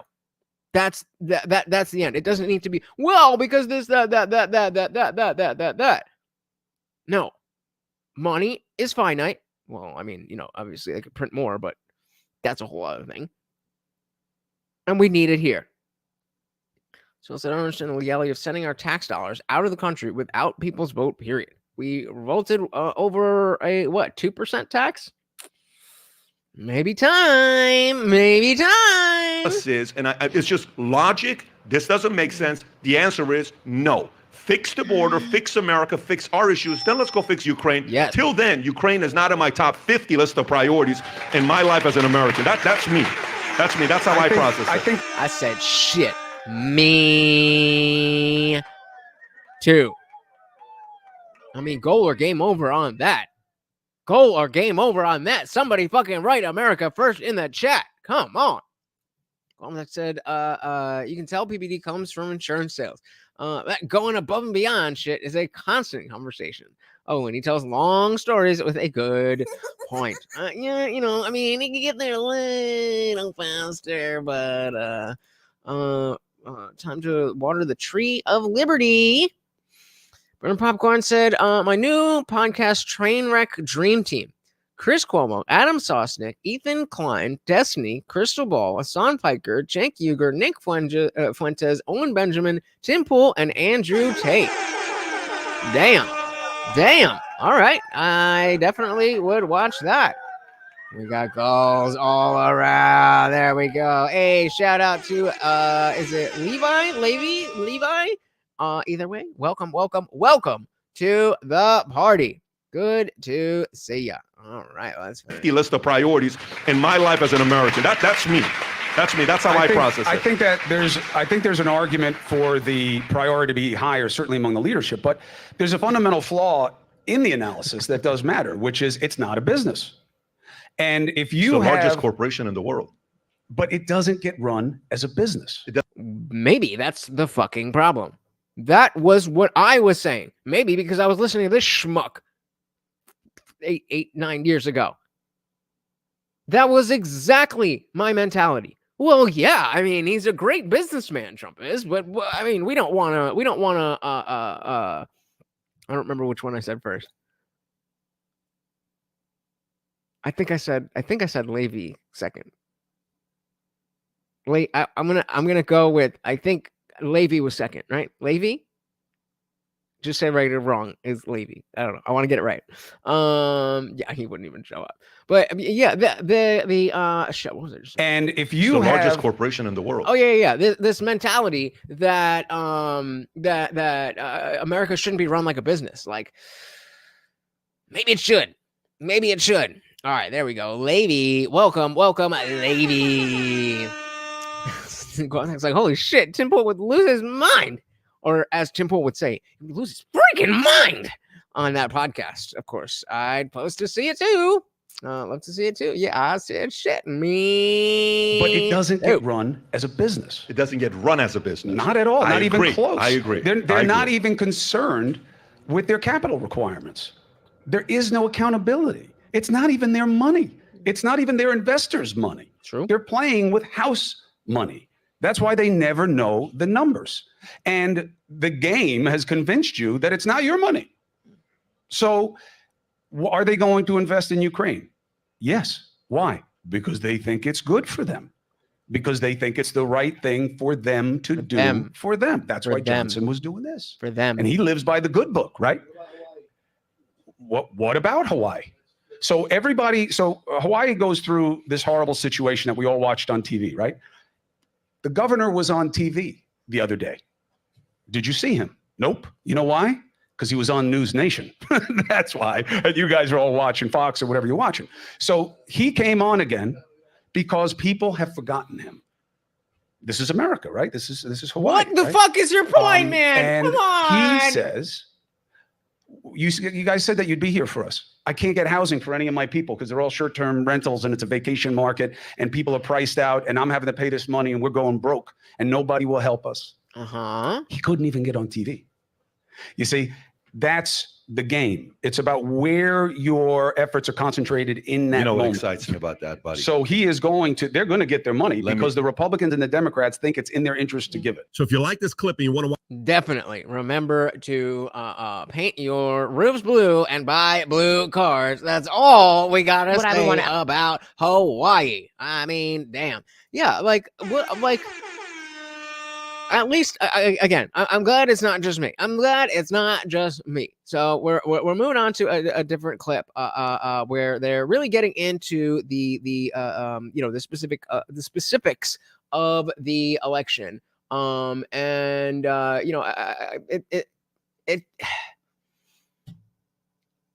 tell me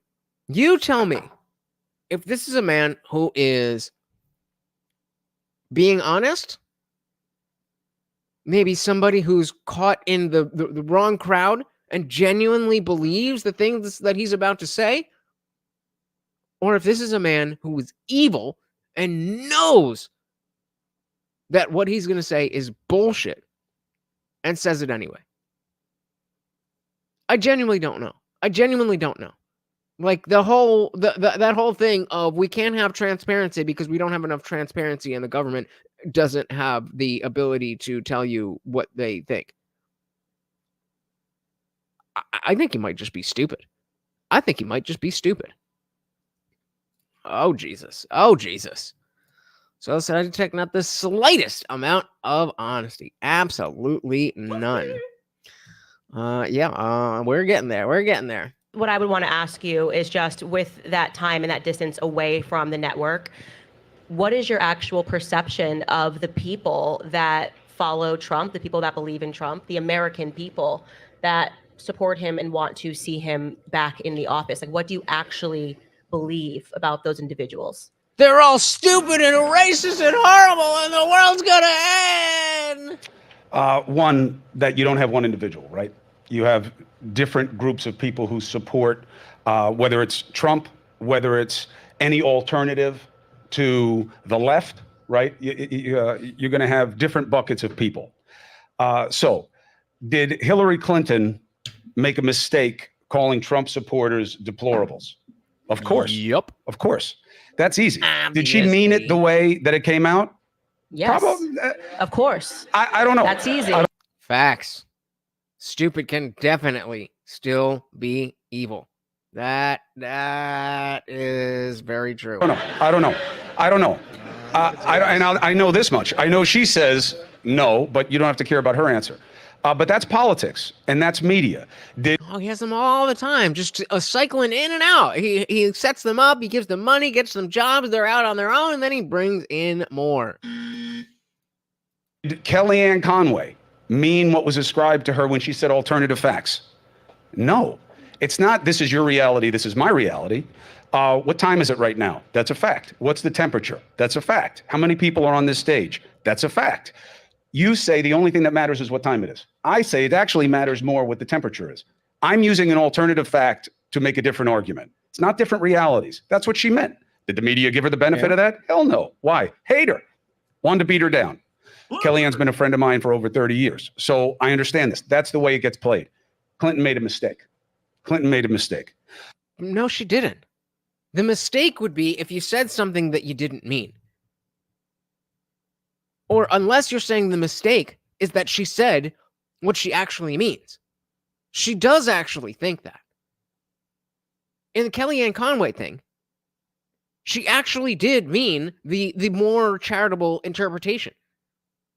With Hillary Clinton, she absolutely meant it. So no, there was no mistake there, except for the fact that she didn't realize how memorable that would be.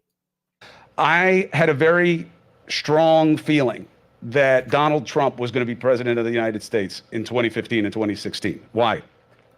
The rallies and the truth of the grievance and the disaffection that he became a proxy for. I often, not just because it's alliterative, but I often refer to Trump as an agent of animus, as an agent of grievance, that there is a big group of this country that has very legitimate, if different, concerns, whether it's values-based, economic-based, what we're now calling democracy, but is really just about having honest brokers that you... I was gonna say no. Shout out to Zippy Lee over on Rumble. I was gonna stop and say something, but I completely forgot. So let's just not right now. Give your power to, right? It's not that the tree of liberty is watered with blood through violence, but blood and sweat of effort through fair cooperation to build a better future for each individual who is willing to put in effort. There you go. There you go. To lead you. Economic-based, what we're now calling democracy, but is really just about having honest brokers that you give your power to, right, to lead you. I often say, I just wish you had picked a better agent, because the grievances are... Who is that better agent? Who is it that you would have just had us choose? I'm listening. I'm ready. Vivek, yeah, I'm down, but that didn't go so well. So Trump it is. What other agent are we talking about?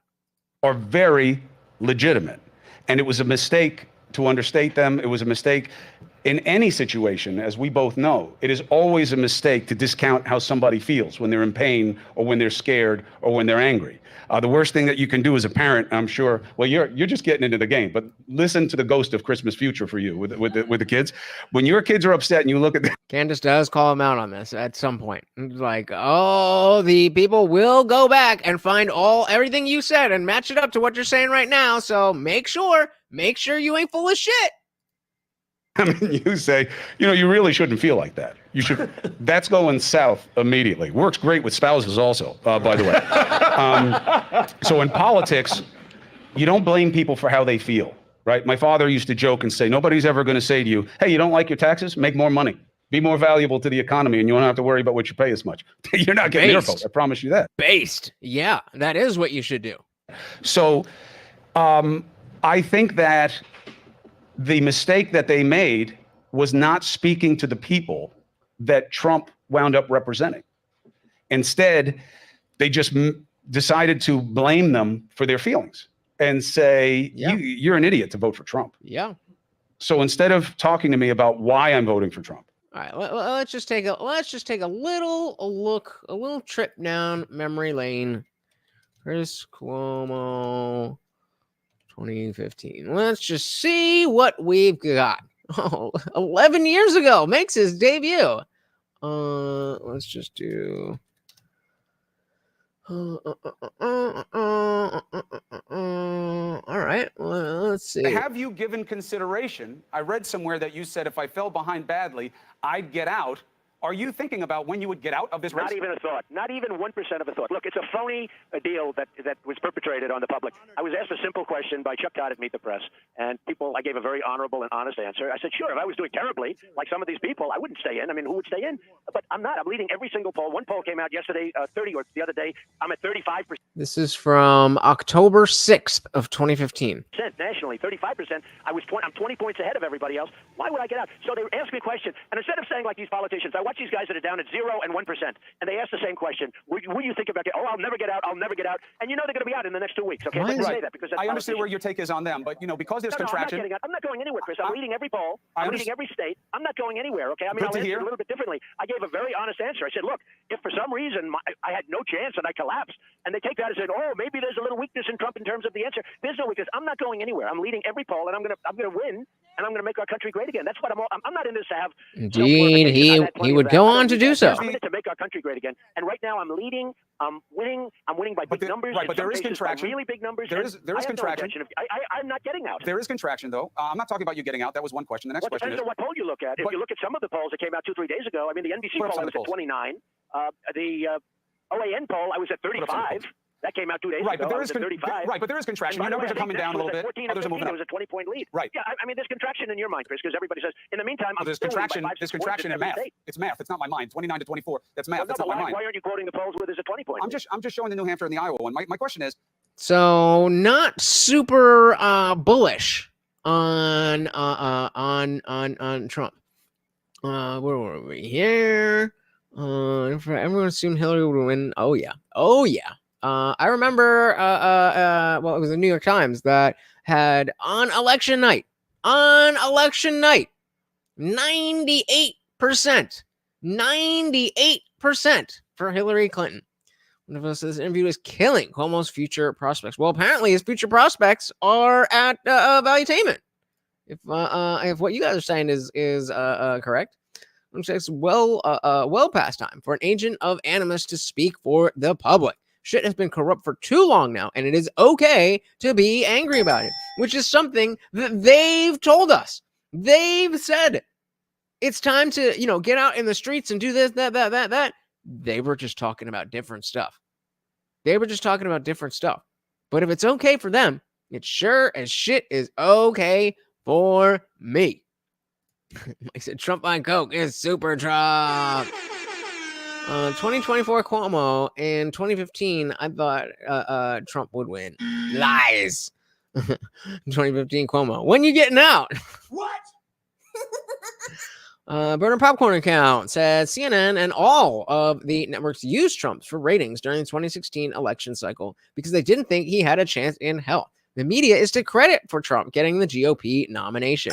Yeah, I mean, think about how much these people pay for publicity and marketing and they just gave it to him. They just handed it over on a silver platter, day in, day out, over and over and over and over. Not ever advancing their arguments or positions, not ever creating a reason to think that they weren't saying the same shit day in and day out, just over and over and over. And they'll just like, well, the people that we can take, we'll take those people, and everybody else, well, I don't care. We're just going to tell our people what we want them to believe because we know they will believe us. You're an idiot to vote for Trump. So instead of talking to me about why I'm voting for Trump and what worries me, you're telling me I'm stupid to feel the way I feel? Yep. I'll see you at the polls. That was the mistake. I would argue they're still making that mistake. Yup. Last night's speech was a very low bar, as we were talking before. I don't know, if you're my opponent, if somebody had asked me if we were in like a debate setting, first of all, I wouldn't have agreed. All right, because I don't need another beating for no good reason, and you're going to be much better at that than I am. But happened anyway, brother. But I would set a very high bar for Candace Owens. I'm telling you that right now. I would be like, she better beat me on every point, 10 out of 10. Otherwise, she's had a bad night. I would not say, I hope that she doesn't trip walking up onto the stage and not remember her name for the next. You set a low bar like that for the president. You're asking for him to get over it. And hey, shout out to Garrett Grand with gifting not 1, not 2, not 3, but 5 gifted memberships. There we go. Shout out. And of course, we get a treat for Morty, and let's add you as the new co-sponsor of the stream. Thank you so very much. Shout out to Dietrich, Bill Bradley, David, and Rhett in action. Awesome. Make sure, guys, if you just became a member, that you head over to the Discord. If one of the mods could drop the link, it is free to join Discord. So join, whether you whether you are a member or not, join the Discord. If you are a member, make sure you send me a DM to get the permissions for the full thing. So if you're not a member, you get the free chat, you get current events. We're in there all the time, all day. But we also have our disciple chat, our word of the day, our watch party, and of course, the Let Us Speak, the after party voice channel, where we'll be headed right after this and every single Monday, Wednesday, Friday stream. We go live here. 8 p.m. Eastern, and then we go right over where you're not stuck behind your keyboard. You're actually on screen with me and everybody else. You don't have to cam up if you don't want to, but it's a good old time. Come and join us. Thank you again, Garrett. Very much appreciated. For the next, you set a low bar like that for the president. You're asking for him to get over it. And the bar that was set was, gee, I hope Biden doesn't stroke out during the speech tonight. Okay, he didn't stroke out. What a great night for the president. I mean, this is really poison for us as a people. And you should always have high expectations, right? I mean, again, forget politics. What do you say with your kid? Hey, I hope you pass today. Unless it's a driving test, you're really hoping for a little bit better than that, right? But Christian, do you maybe not the best example, but okay, fair. Do you regret some of the language that you used in talking to Trump supporters? Because I'm willing, me personally, yeah, no, because I didn't talk to supporters that way. You sure? You sure? All right. I mean, they're coming to check. Hey, shout out to Mitso Mark. Welcome to the party. Good to see you, brother. Good to see you.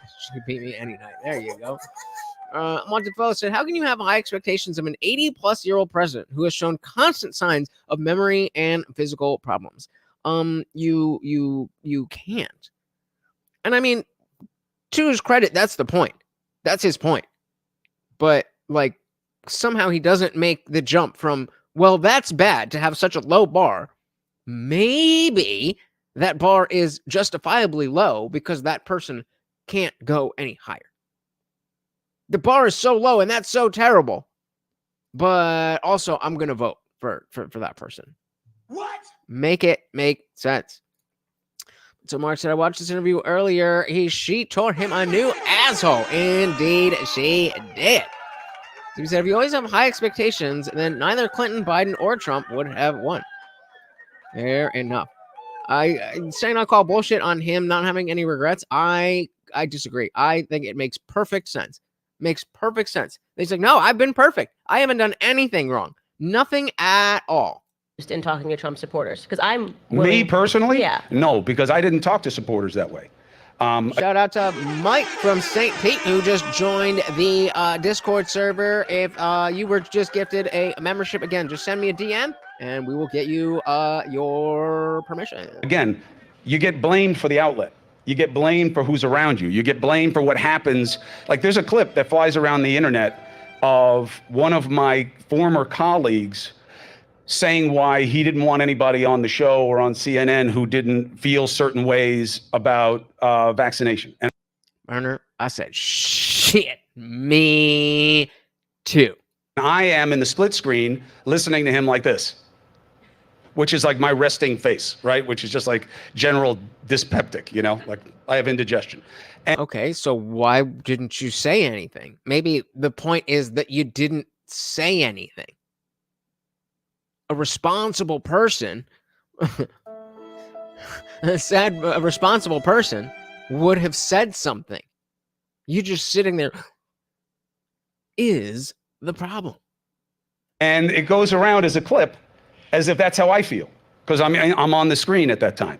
Okay, and so then you did a reaction to that, where you on your channel that you have your own channel on YouTube where you did a reaction. You brought that up and you said, "Oh, well, you see how here it looks like I did that? Actually, I was just shocked and I didn't know what to do, and I don't actually feel that way. And how I actually feel is that you did that, right? Oh, because you're full of shit. It's not how I felt. It's not what I ever said. I never said you're stupid to vote for Trump. I said what I will say, which is I wish you had a better agent for your feelings and for what you want to happen. That's so, again, that's so condescending. Like again, it's just, I get you. I feel you. I'm one of the guys. Like, no, you're not. The idea that and again, who is it that you, especially talking 2016, like Vivek would have been amazing for now, but especially talking 2016, who is it? Who else was there? As somebody who was a never Trumper at the time, who else was there? In the same way the Democrats have nobody right now, you don't wish that the Democratic voters had a better agent? And see, this is what, if you don't actually listen to these people, if you don't actually engage with what they're saying and break it down and think about it, it can very easily just go and look, oh yeah, that makes sense. But it's like, wait a minute, like, wait, what did you just say? I wish you had a different agent. That doesn't mean anything. We all wish we had a different agent. Unless Chris Cuomo is under the impression that anyone who voted for Trump thinks that Trump is a perfect utopian leader, then we all wish we had a better agent. But we didn't. We didn't. That's how life works. That's how life works. You want the ideal thing, and then that ideal thing is not possible because it's life, and you get as close to that ideal as possible.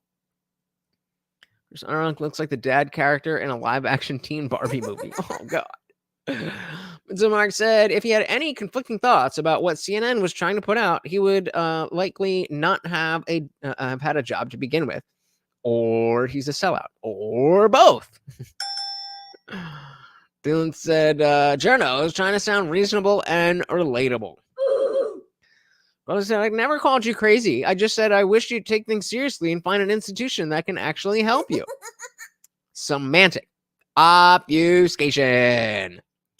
So Mark said it was leading the way along with Don Lemon and the weird bald pedo-looking guy. I don't even know I couldn't name anybody else on CNN. I don't think so. Yeah, I know Anderson Cooper's there. I know Don Lemon was there. Other than that, I don't know. Proud to say early voted. There you go. There you go. We got a let's go, Brandon. Let's see, maybe possibly Ben Carson, but frankly, wasn't ruthless enough or wasn't perceived as such. I remember how pathetic I looked at my dad when he said that he liked Ben Carson. I think Ben Carson is just a wet noodle of a person. I can't believe that Ben Carson was ever a serious candidate for the president of the United States. Yes, I'm Ben Carson, and I'm a surgeon. I serve, and then I just that's Ben Carson. That's what we're talking about. Fuck that guy. Fuck that guy. I wish you had a better agent for your feelings and for what you want to happen. And I feel like that about both choices you're faced with right now. And I am actually encouraged by the fact that better than 2 out of 3 of you don't like your choices. I like that. I like that you're getting it, that this system has failed you. When Trump and Biden is the best that America can do, we're not living up to our potential. All right. I mean, at least he pointed out that Biden sucks too. But, I mean, like, yes, I don't even remember what he sounds like. I just remember it was yikes.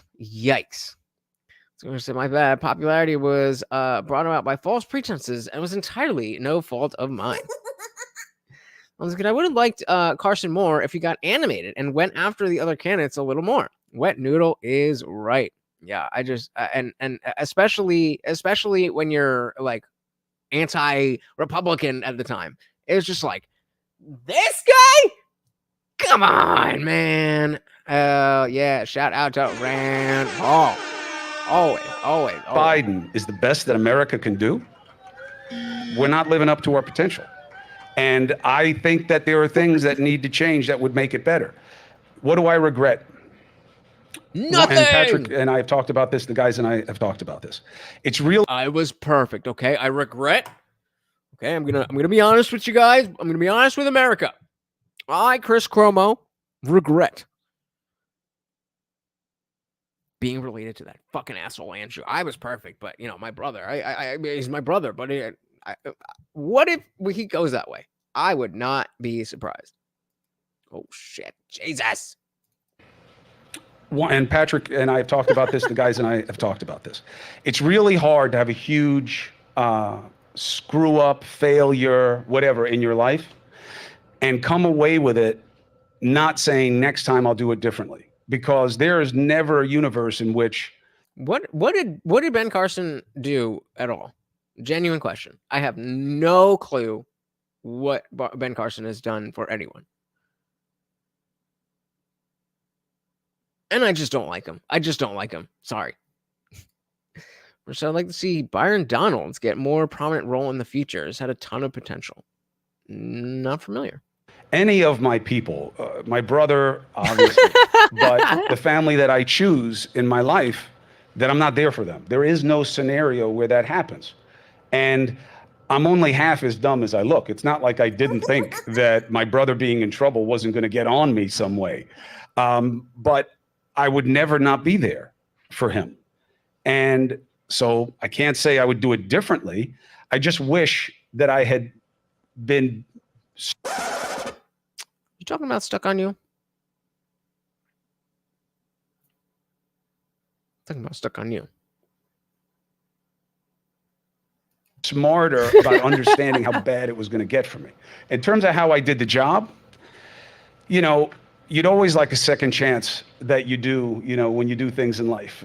Well, I agree, Michael. I'm saying that disappointed that Chris talks so much, and that's why I think you know, with the information that Chris is going to be working with them, that they brought in Candace to be the mean girl, so that they could sit back and be like, well, all right, let's play, you know, a moderator here. But I do agree, it was a lot more just a lot more Cuomo than I would have liked. But that's not the way life works. You only try to correct it going forwards. Right, people about podcast. To be fair, talk to your kids. I want to make this very clear so everybody understands it. After last time you were on the podcast, the world now knows you're voting for Trump. 100%. 100%. Listen, because when and there's a better chance of me eating my own hand, by the way.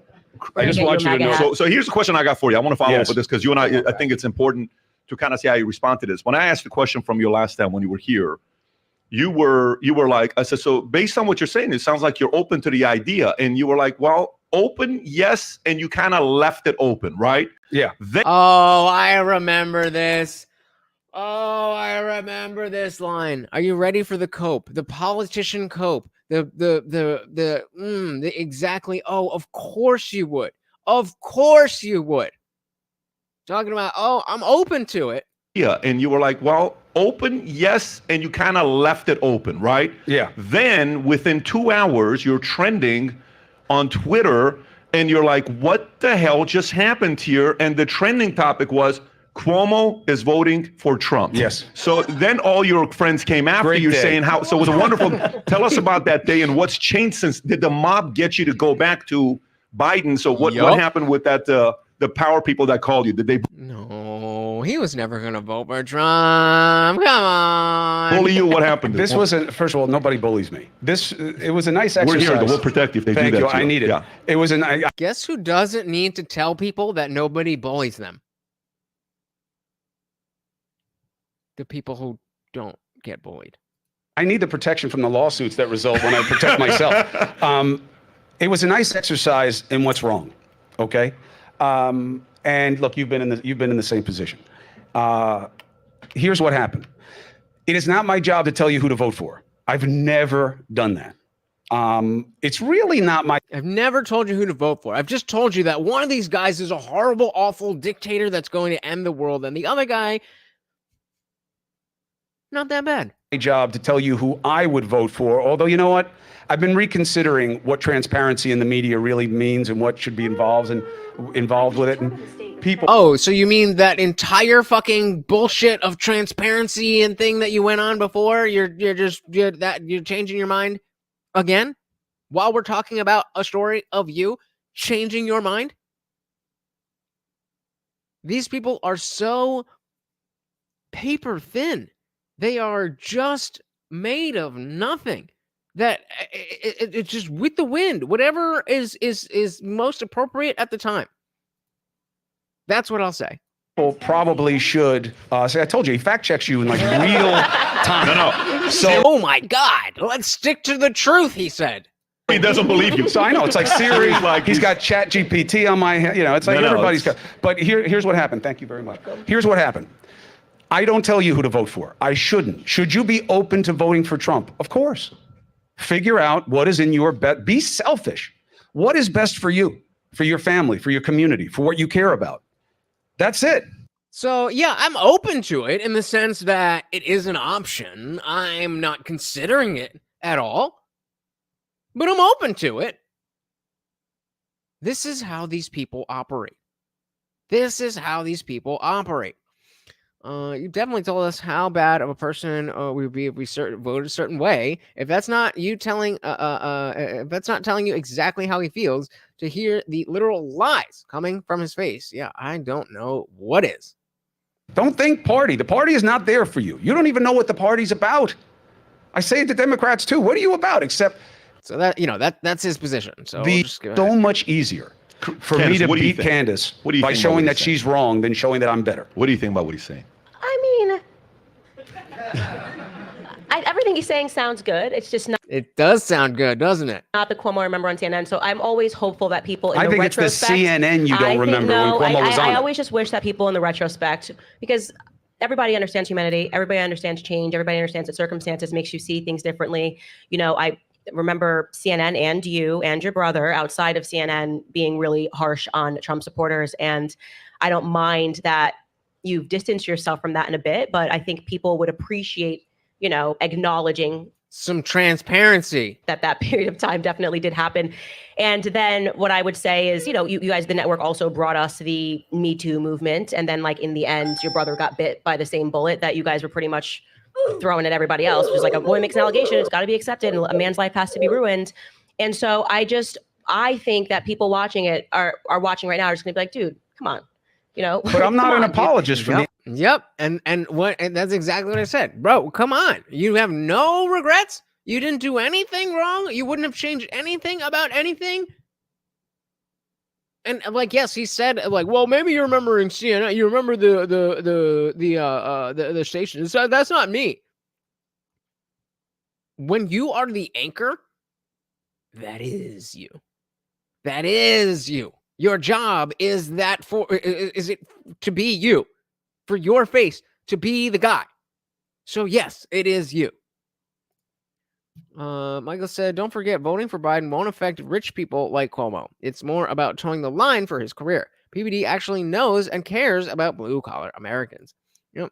Brenner said he's only distanced himself because he got shit-canned and his brother was forced out of politics. I only control what I say. And you said a lot.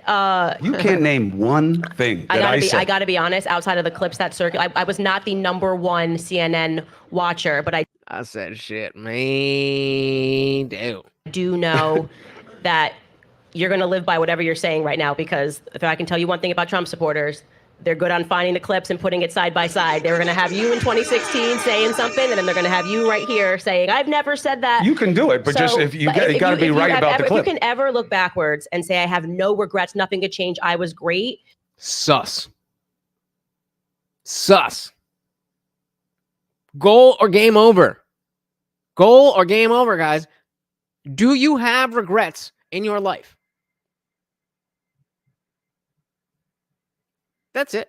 Do you have regrets in your life? We're all grown people. We all been through shit. Goal, if you've lived a perfect life, but game over if, there's some things that, they made you who you are, but probably if you have the opportunity, you might do it a little bit differently. Goal or game over, did you have any regrets in your life? Goal, if you had you did everything perfectly. But game over, if maybe there's some things that you could have changed around. Midsommar says, I'm not going to apologize for the way I delegitimize and undermine over half of Americans' understanding of politics, even though I identify with every single one of them. Pretty much. So, yeah. Soul of the Soul, not perfect. I mean, I like Soul of the Soul. I'm definitely, where's this game over shit? Boom. I said, shit, me too. I mean, if you are a grown-ass person and you think it is reasonable for you to think, nope, I did everything perfectly. Stupid. You need to look in the mirror. You need to look at your life. And again, I completely accept that, everything that's gone over, everything that you've gone through in your life has made you who you are. I get that. There's multiple ways to skin a cat. There's multiple ways to become the person you are without having to go through every bit of pain that you did. Momtech says, so Cuomo just admits to not being genuine as an anchor at CNN. He admits to selling his soul and is privileged enough to say that he shouldn't be judged by that. Loser. I mean, yeah.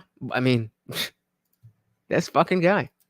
If you can ever look backwards and say, I have no regrets, nothing to change, I was great, I just question your sincerity, because I have regrets and changes about every chapter of my life. And so to hear you say that you have none. But that's not what I said. That is what you said. Which is, of course, you said part of the problem. a lot of words to say. I never said anything on a network.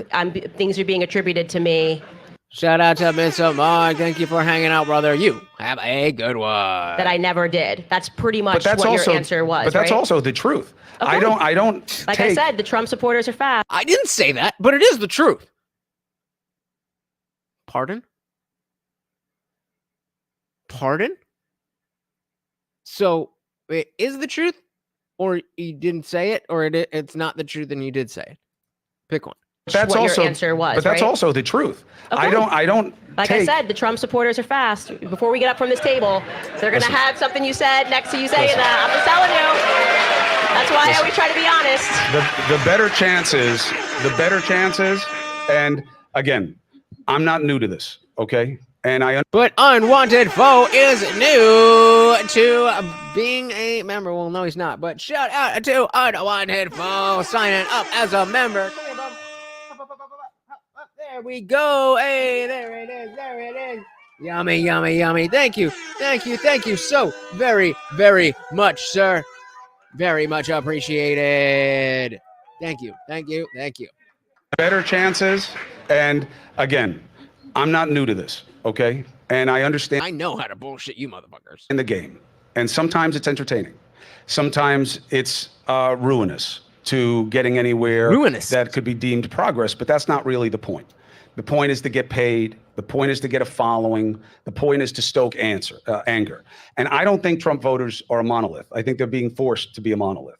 I live in a county that's Trumpy, in a village that's Trumpy. I'm a fisherman and I'm a fighter. And most of the guys that I'm with are Trump supporters, okay? So I understand it. And So what's wrong with you?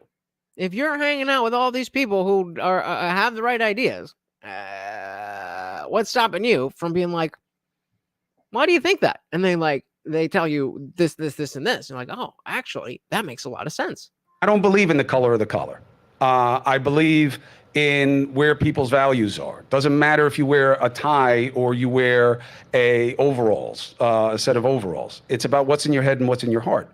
You can find whatever you want, but what's going to happen most likely is that you're going to take a clip that somebody put together for you online that is manipulated, and it will suit an agenda, and you will go with it, and you'll play gotcha. And I just don't, you do it, knock yourself out. I just don't think it gets you to a better place. Okay, if you have no regrets and you think that your I record always was have perfect, regrets. you said I that always you've have been saying regrets. the exact- You just said you didn't. You just said you didn't. Do you have regrets or you don't? I mean, come on, man. opposite. No, I'm saying this. I don't have any regrets about helping my brother. I don't know what I would have done differently. No, not about I'm that. saying Just in terms of when my we're time asking at about the CNN, network and you know, I don't control what a network does. I don't I control said what your News time Nation at the does. network. Your time at the network. I said, God. in answer to the question, That you do I were wish I had said God things damn it, hold on. differently that would have been more reflective of a Oh, come on. Oh, it's fucking up. It's fucking up. I want to think. There we go. What the fuck is that? Get it? Okay, fine. So, Scotty P, what exactly do you do for a living? Denver. And what is this one? What's the one right there? Oh, this? Uh-huh. That's my credo. No regrets. Mm-hmm. How about that? You have no regrets? Dad? Nope. Not one? Nope. No, I'm saying. reality I saw. that you Do were I open- wish I had said things differently that would have been more reflective of a reality I saw coming? Yes, but I wasn't in the business of demonizing people for voting one person or another. I will never apologize for pointing out when a politician or a person in power goes out of their way to not tell the truth, to divide, and to manipulate. Projection. Bro, that's you. That's you. Facts on Wonderful. He's terrified. He's like, oh shit, I shouldn't have said some of that shit. Because Candace is right. By the time they leave that stage, somebody will have put together the back to back. Yeah, we need someone to make that clips channel. It's got to be out there by now. Goes out of their way to not tell the truth, to divide, and to manipulate. The answer is, yeah, but you got to do it to both sides. Yes, you're right. You have to do it to both sides. But it doesn't mean that it's coming at you the same way from both sides. What Hillary said about the Trump people was stupid for her to say. Right. And it was very different than the alternative facts. The precise thing that you brought up. It's not the same. Like, come on, man. Come on. So now we're going into this idea of a black Holocaust. And I didn't watch through this one too much. I'm very excited to see what it is that Candace says in the face of talking about racism this and racism that, and I don't think that I don't think Cuomo is going to be able to have enough of a argument of anything to say, oh, this is bad, that happened, whatever. I think he's just gonna be floundering and say the same bullshit that they always say, and Candace is gonna tear him down. Yeah, we could use some of those too. So, listen, a story about a little guy that lives in a Trump world. Oh, gotcha. Budita Vidai, gotcha. Good one. How about So the Soul said, how about just being honest and then you don't have to worry? A simple concept, yes, but tried and true. Crazy. Voting. Chris, you're very smart. We can fix this. Can you pull up the first stat real quick for me when it comes down to smartphones? If you can pull that up, Rob. Do you know which one I'm talking about? The Pew Research that you guys just sent me. Pull this one up. Check this out, folks. So smartphones, zoom in a little bit. So let's first read at the top what it says. It says Black and Hispanic adults in the U.S. are less likely than white adults to have a traditional computer or home broadband. So Black and Hispanic adults in the U.S. are less likely than whitey to have a traditional computer and home broadband. That means when you're talking to, I was going to get a little reckless there as a joke, but I'm not going to do that. But interesting information. Okay, fine. No problem. This is from 2021, 2 years ago. However, if you don't have home broadband or traditional computer, how many of us would agree that this is officially our new home broadband? And Computer, yes or no? Yeah. Before I show you the stat, how many more whites do you think have access to smartphones than blacks and Hispanics? What's the Ooh, I want to get it. Some of you've seen it already, but what percent? What percent? So let's say that let's say that 90% of white people have a smartphone. What percent do you think black and Hispanic people, if that's our anchor, there are 90%? Give me your guesses. Give me your guesses in the chat. What percentage?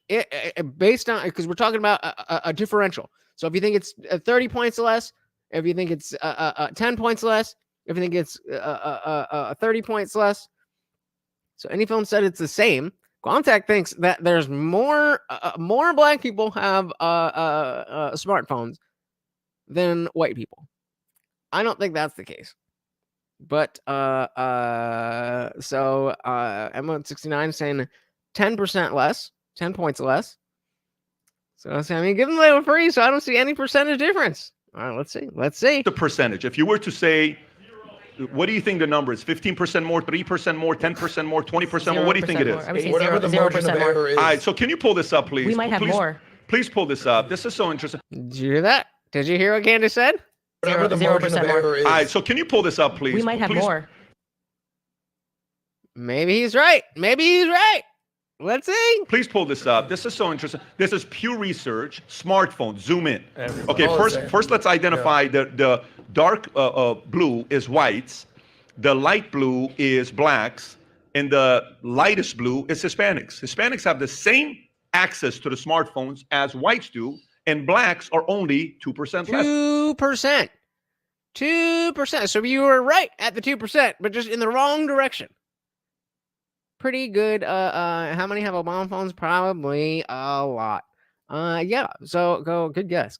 This guy yesterday sends me this technology that he has, and he wants us to be part of his company. So I'm giving him free advertisement. You know, this would be a $100,000 sponsorship deal, but I'm going to show it to the world and see how many of you guys can see a technology like this being available to us today to vote. Rob, if you can play that clip.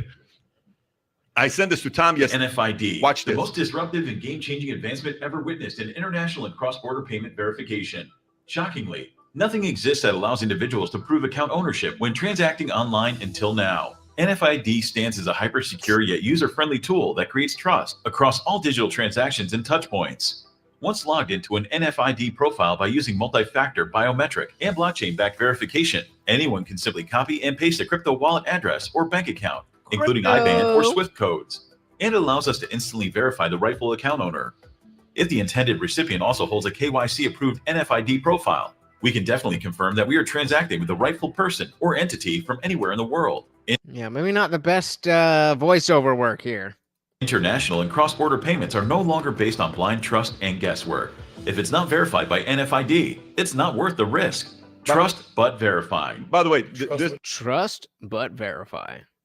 This podcast is not sponsored by these guys. He has no problem showing this. I saw this, and I'm wondering if Hispanics have access to smartphones as much as whites do.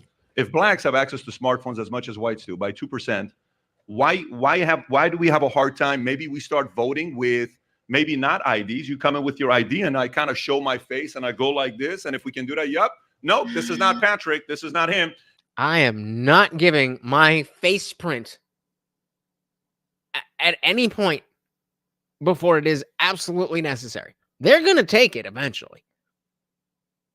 But there's a reason I have not done, what do they call it? The fucking 23andMe. The fact that y'all are just sending your DNA out into the world, like, you know, they could plant that shit. I mean, Dylan's not about it. Burner's not about it. Michael is not about it. Just giving Starship Troopers. Would you like to know more? Terrifying unwanted foe.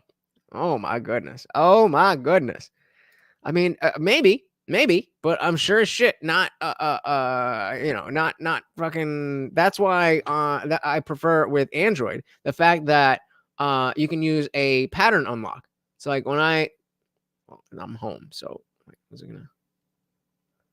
Yeah, I'm home. I have it smart unlock, but when I'm out, it's a pattern unlock. It's not a number. It's not a numeric thing. It's not. I don't use my face or my thumbprint. I don't trust any of that shit. Any of that shit. It's not said shit. Me too. I do it right before getting plastic surgery. Smart. There you go. There you go. Yeah. Okay, good. This is in. We can verify this. Why are we so worried about finding systems to verify? Let me give you data and then. This is the kind of thing that Ian would be down. Shout out to Ian Crossland. If you have not checked out the interview I did with him, please go and do that. I'm going to come to my friend here, Chris. Ready? So 16 out of 50 states in America do not require an ID to vote. Those 16 out of 50 states, Rob, if you can pull this up, those 16 out of 50 states have 212 of the electoral votes out of the 538. So we're looking at the blue states. The blue states are the one that have photo ID required. If it's gray, you don't need any ID at all. At all. And if it's yellow, then you need an ID, but it doesn't have to be a photo ID. So essentially, no ID. Let me say it again. The 16 out of 50 states, you have no need to go like this and walk in when you're voting to say, hey, can you please pull out your ID and do one of these things? Nope, you don't have to do it. They're not asking for your ID. They could care less about your ID. 212. Now watch this. 11 out of 50 states don't require a photo ID. You can just give an ID, but no photo. Did you guys understand me so far? Those 11 out of 50 states that don't require a photo ID to vote have 69 electoral votes out of the 538. 69 plus 212, it's a sweep forever for the left. Just so you know this. This is not me telling you this. This is the government telling you this, what our guidelines are by states today. Let's see. And the rest, did he have it up? 12. Now watch this. 11 out of 50 states don't require a photo ID. You can just give an ID, but no photo. Did you guys understand me so far? Those 11 out of 50 states that don't require a photo ID to vote have 69 electoral votes out of the 538. 69 plus 212, it's a sweep forever for the left. Just so you know this. This is not me telling you this. This is the government telling you this, what our guidelines are by states today. And the rest, 23 out of 50 states, only 23, less than 50% of our states actually require to go like this. How pathetic is that, Chris, to have something like that? You don't have to be a left, right, or a center person to say that doesn't make sense. Okay. So he has to think that it's silly that black people can't get ideas, right? That cannot be his position. It's stupid. And there are some stupid people. But he can't be that stupid. What are your thoughts on this, the way we're voting today? There's a lot that goes to it. Is there though? Is there though? We just want to know who the fuck you are. You have half the representation of the U.S. government represents 1/3 of the population. Why? Because of how we do it with the Senate and redistricting rules and stuff like that. So there's a fundamental imbalance. Voter ID, here are the two arguments, and you can assess them how you want. Is it that, I forget how it was explained earlier, but I don't know that it's that the government, whatever that means, if you want to ascribe it all to one groupthink, doesn't trust blacks or think minorities are capable of or whatever. But the argument is that culturally, socioeconomically, as you go down in terms of the poverty level, as poverty becomes more important, there's less connection with government. There's less percentage of people who want to interface with government. So what he's saying is poor people vote less. That was all that means. Poor people vote less. You can just say that. You don't have to remember when we were talking with we're covering Russell Brand, and we're talking about how he uses his flowery language. Similar here, except when Russell Brand speaks, he might do it in a flowery way, but he's actually saying something. Cuomo is not. So poor people can't get IDs. And who have identification. So the argument is, if you say you need an ID to vote, you will have an unfair bias against those strata of society that don't tend to get IDs and don't want to deal with government. Okay. Yeah, but that's a bad argument because they do and can get IDs. We're aware of the bad argument. We're asking you what your opinion is. Well, there's people that think you're not on CNN anymore, bro. As much as you're trying to report what's going on with the people, it's about you. What do you think? Well, the argument is... I just have I'm just saying that is the argument. No, it's not an argument. It's a lie. Okay, because But it's that not is the about, you argument. don't get an ID because you want to engage with government. You get an ID because you want to drive. You get an ID because you're 19 Right. and you, you're 21 and you want to have your first drink. You get an ID because you quite literally need an ID to do so many things in That's society. true. So forget it. You wouldn't say that people that are in a lower socioeconomic class are never drinking, are... That's a great fucking point. It's a bullshit argument, M169 said. Poor people probably interact more with the government to get assistance. Dilly to that.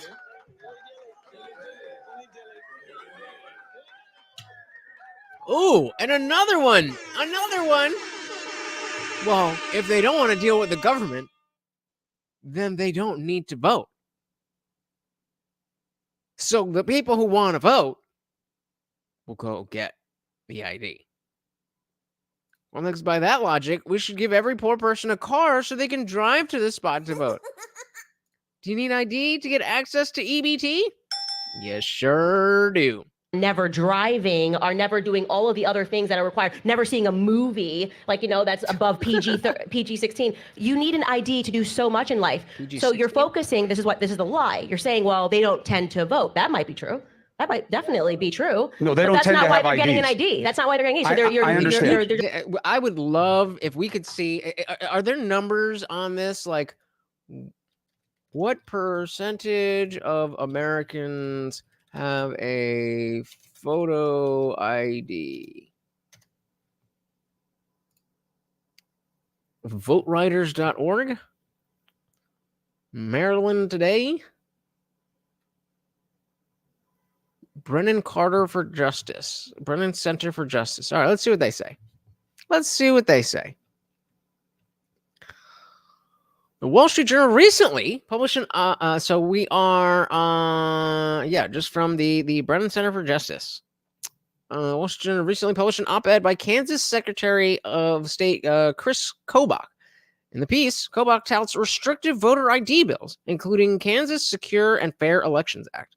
Because Kobach takes direct aim at the Brennan Center for in this op-ed, using arguments built on inaccuracies, unsupported allegations, and flawed reasoning. We thought a thorough review of his claims was in order.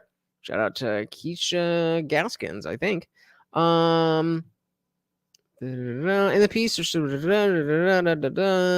argues that 1, voter IDs will not actually prevent any eligible citizens from voting. 2, it will prevent in-person voter fraud, which he claims a substantial problem. But his arguments are built on inaccuracies, unsupported allegations, and flawed reasoning. Because Kobach takes direct aim. All right. So claim 1: Kobach wrongly takes issue with a 2006 study showing 11% of Americans do not.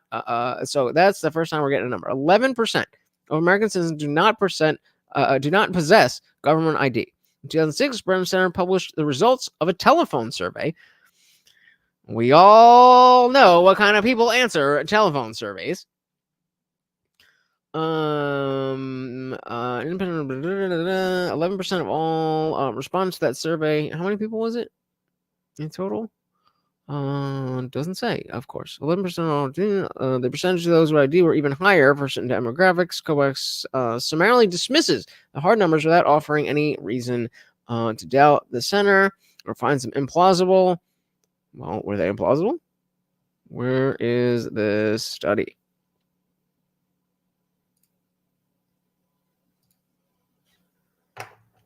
All right. So,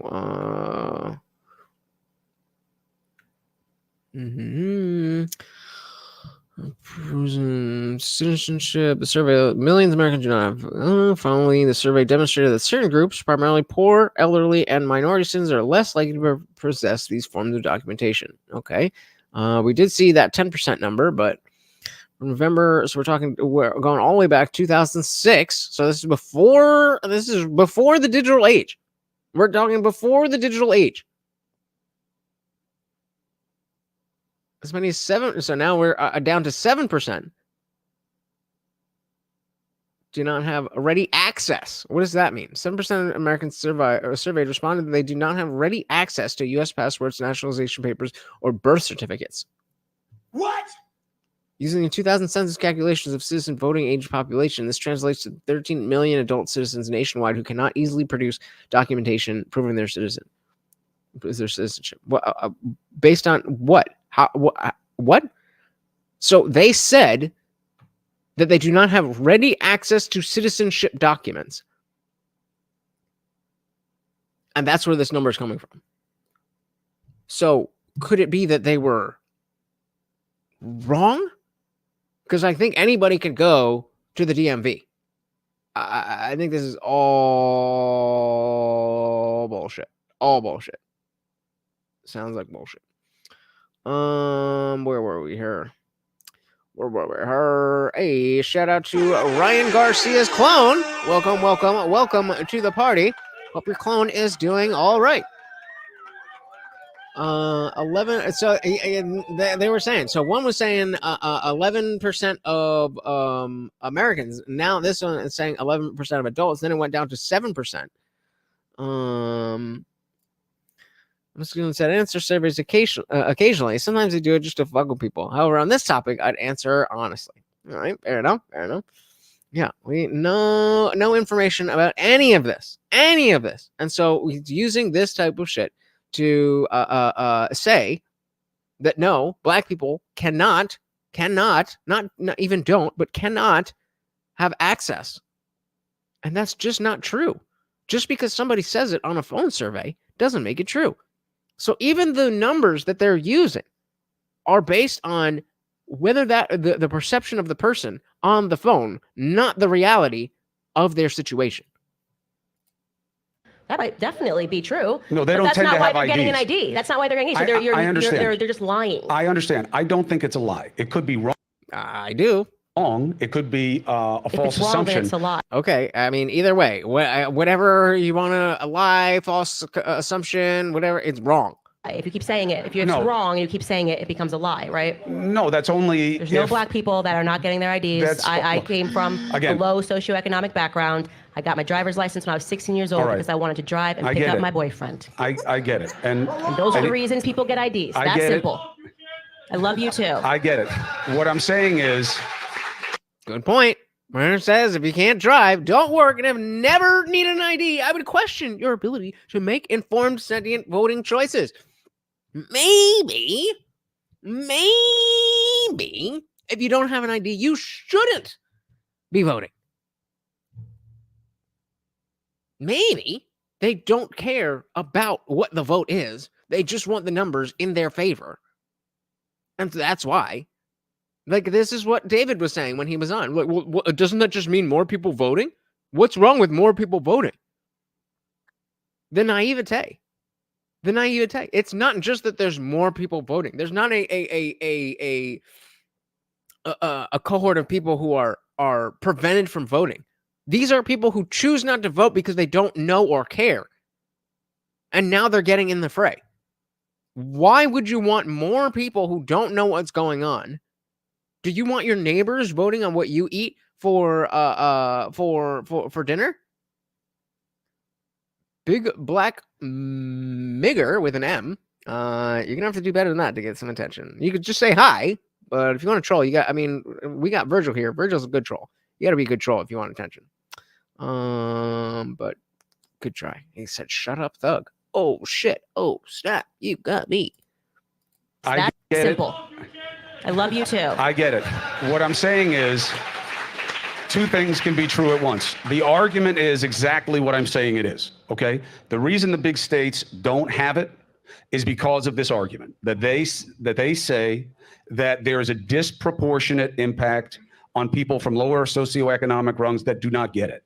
One, we do know for a fact that poor people that live in more populated areas drive at a much lower rate than other people. So maybe they don't have the license. That's the argument. I'm not saying you have to value. No, that's wrong. I mean, correct me if I'm wrong, but that is at least counterintuitive. It would make sense that if you live in a rural area, that even if you drive less, you'd still be more likely to have a license and a car, because if something happens, you're in the middle of nowhere. It's the city people. Remember when Mike Harlow was here? Never even driven a car, because you don't need to, because everything is in walking distance. If you live in a rural area, how the fuck are you getting groceries? How the fuck are you going to school? How the fuck are you doing anything if you can't drive? So I'm just going to, without looking at any numbers, say that's fucking stupid. Oh, Big Black, you are terrible at this. Oh, it is sad. It is sad. This is cringe. Oh, man. Like, yo, like, tell me you wouldn't be, like, embarrassed. Oh, my God. If I was trying to troll somebody, and this is what I had to say, I would be embarrassed. Oh, my God. What a fucking loser. I mean, you got some work to do, my friend. You've got some work to do. The argument. The other argument is we need IDs for everything that we do. Why would we do this? The argument now to your question, which is why don't we do it online? Okay, so I ran with this idea like 7 years ago when we came out of the hanging Chad thing that allowed me to spend a great amount of my time in your state, in Jacksonville specifically, about the hanging Chads, the 2000 election and all. I was like, wow, this is such a stupid system.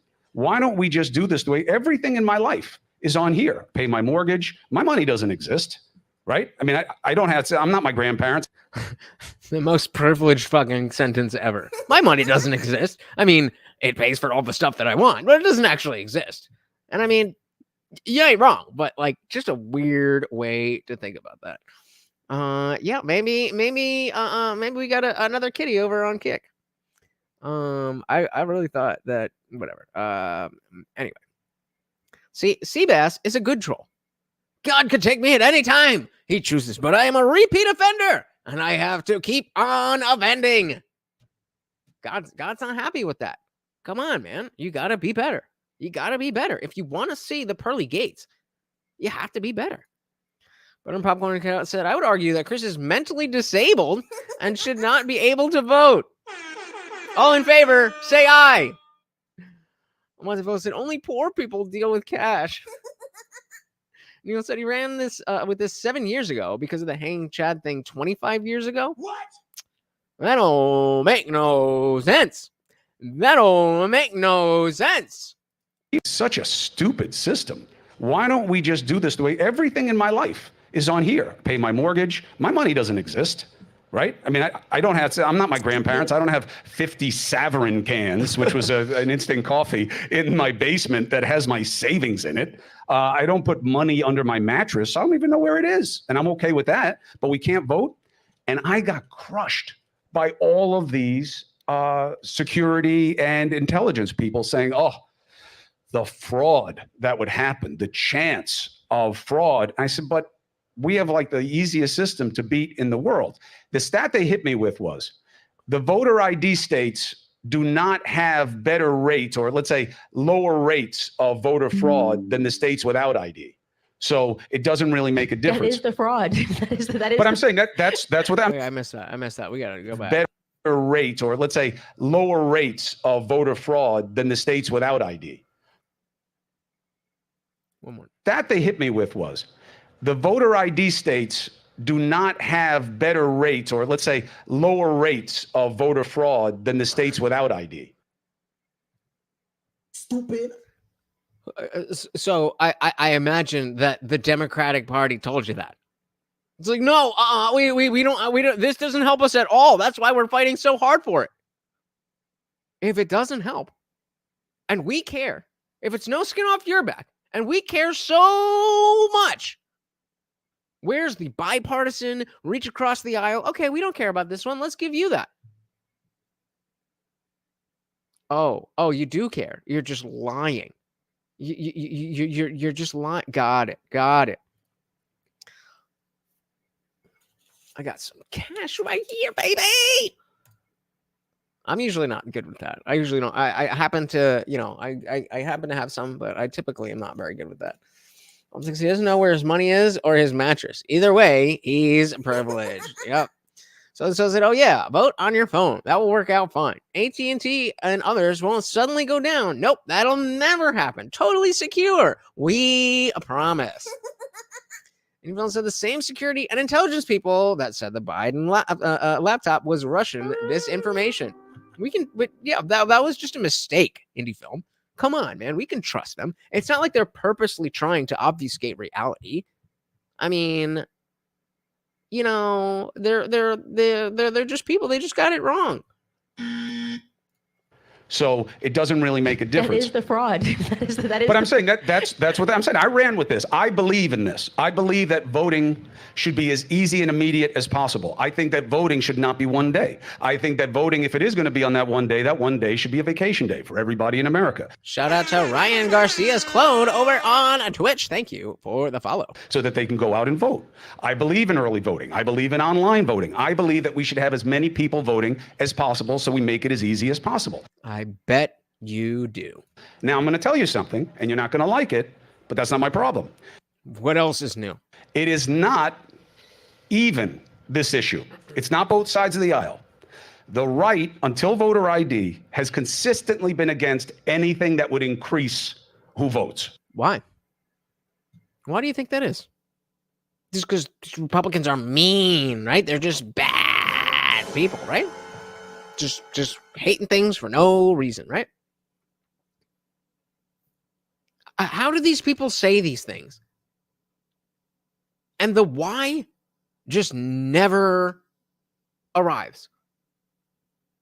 You say that you care about truth. You say that you care about America. But clearly you don't. Okay, I think there are reasons for that. But I am in favor. Can I ask you a of this. yes or no? Yes or no? Ready? Can we play that game again? Yes. It's a game to him. It's a normal conversation, asking a question and getting an answer. But it's a game. Okay, let's play the game. I am in favor. Can I ask you a yes or no? Yes or no? Ready? Can we play that game again? Yes. Should I get it right? Americans be required to have ID to vote? Chris, yes or no?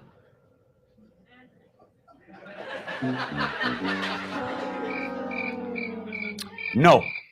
And I'll tell you why. Wow. I love how he had to think about it to say, like,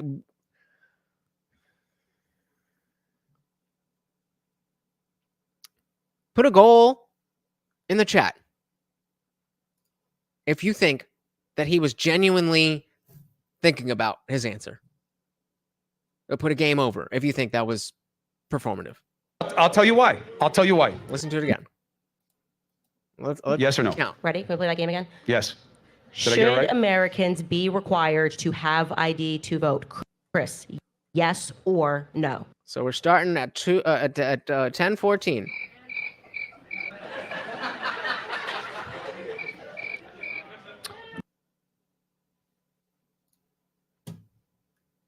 "17 seconds." Monster John said he knew what the fuck he was saying. He knew what the fuck he was gonna say. What are we doing, guys? Like, this is theater. This is theater. He wasn't thinking about it. He was thinking about how to push his narrative and not come off crazy. Failed. No. And I'll tell you why. Loser. Wow. I'll tell you why. Until I see fraud rates that go along with the distinction, I don't believe that you make a simple pitch. Then my answer is no. And my answer is no because I don't believe I don't believe you want the government having even more control over who can vote and who can't. Okay. That's the road you're going to go down. Well, we can't be checking IDs. That's big government. We can't have you guys don't want big government, right? So we shouldn't be checking IDs. Stupid. Bruh. I don't believe you want the government having even more control. There we go. See, that's where a game over would be perfect. So on this channel, I'm trying to keep it moving where we got the goal emoji is for a W and the game over emoji is for L's. He just took the L. Over who can vote and who can't. Okay, so okay. That's fine. I'm glad you're being honest. Yeah, right. I wonder if so because fraud isn't happening on a wide enough scale, we should make it even easier to make fraud possible. Makes perfect sense. He's like, focus and burn. Any folks that we don't want big government knowing who is actually voting. Yeah, that would be crazy. That would be crazy. Loser. Over who can vote and who can't. Okay, so okay. That's fine. I'm glad you're being honest. I just want to say, if you are a Black or Hispanic American, please find me the Black or Hispanic American who does not work, because you need an ID to get WT form, get set up. They ask you for your ID. Who does not vote, who does not drink, who does not drive or drive somebody else's car.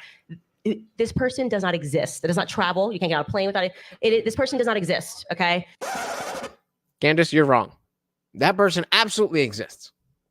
Well, at least what I know of. The guy's white, but he exists. But as we've said, he don't give a fuck about voting.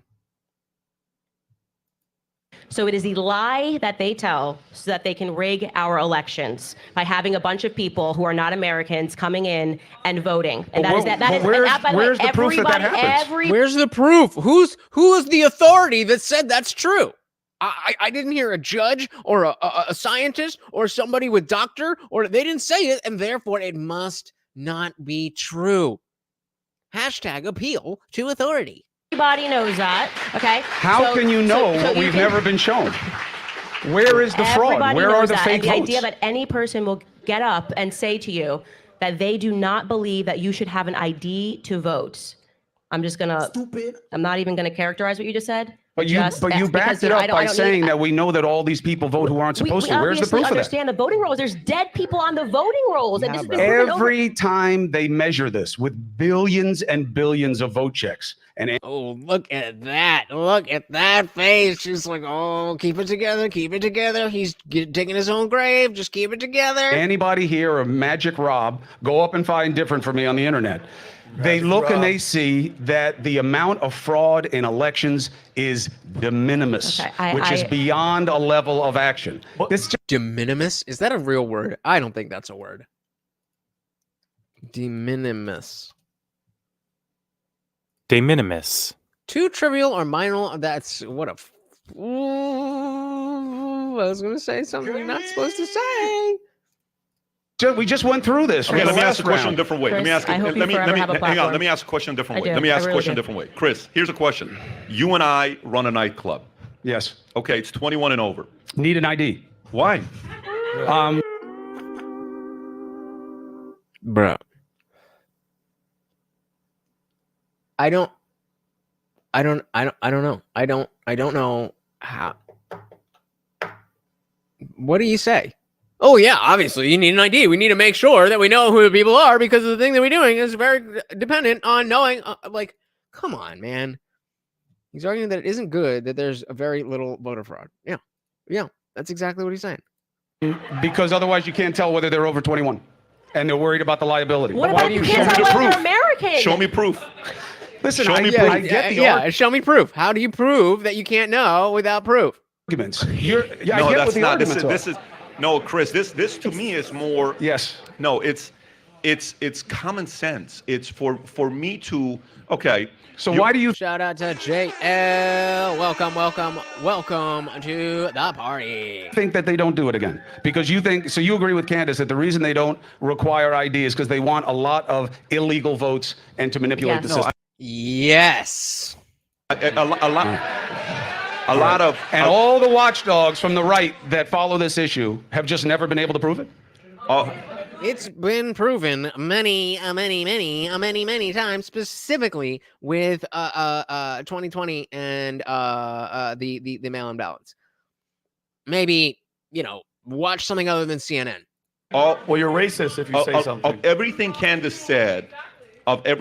said about IDs was for me to be able to get a driver's license, for me to be able to get a drink, for me to be able to do this, for me to be able to do that. I agree. For me, it's a different reason on why you need a driver. It's for me to know who the hell you are. It's very different. I totally get it. I'm not interested in what, all that stuff that I get to do selfishly because I need the ID to do that. No. When you came in here right now, we have friends we respect a lot and we respect our guests. Did you guys all come through a metal detective? Yes or no? Do you know how many cops and sheriff are around here right now? You know how much we spend on security right now to make sure they're safe and nobody can come in here where you're safe as well? Now, we're doing our part. We invest the resources there. Sheriff is very good with us. Cops are very good with us. But did you guys come in here? Did somebody walk you through, find out, verify, checking who you are, what you're doing? We have to do that. Yeah, and Cuomo is all about it. But, it's PBD. I mean, it's not like the election. It's just an election for the leader of the free world. This is the PBD podcast. We gotta make sure everybody's safe and secure here. But when it comes to the election, it's just been de minimis. It's been de minimis. Stupid. Murder said, would Chris just let randos into his home and do whatever? Of course not. Of course not. One of those said only American citizens get to vote in American federal elections. This is the most common sense thing. You'd think. But unfortunately, we have here somebody who very well understands why bars check ID, but can't see why people would want voter ID.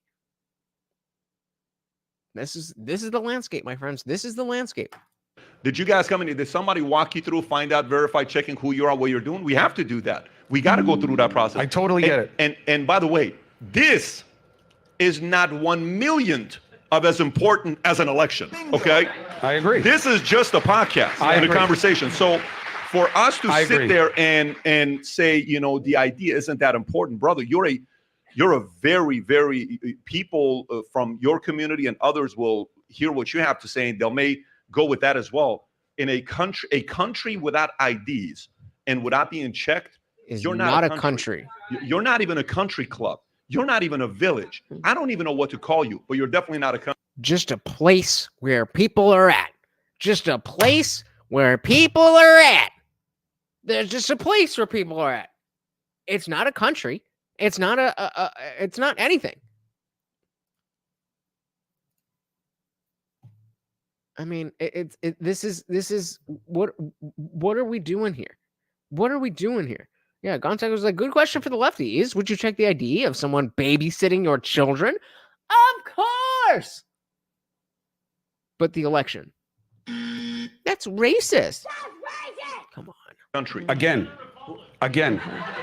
We're a constitutional republic. That's right. Indeed, less than 5% of Americans get that question. He said banana republic. It's also, it's not like they're hiding. When Biden comes in, opens the border with Mayorkas the rat doing his dirty work. How many in the past 3 years we've had more illegals come into the country than children people have been born.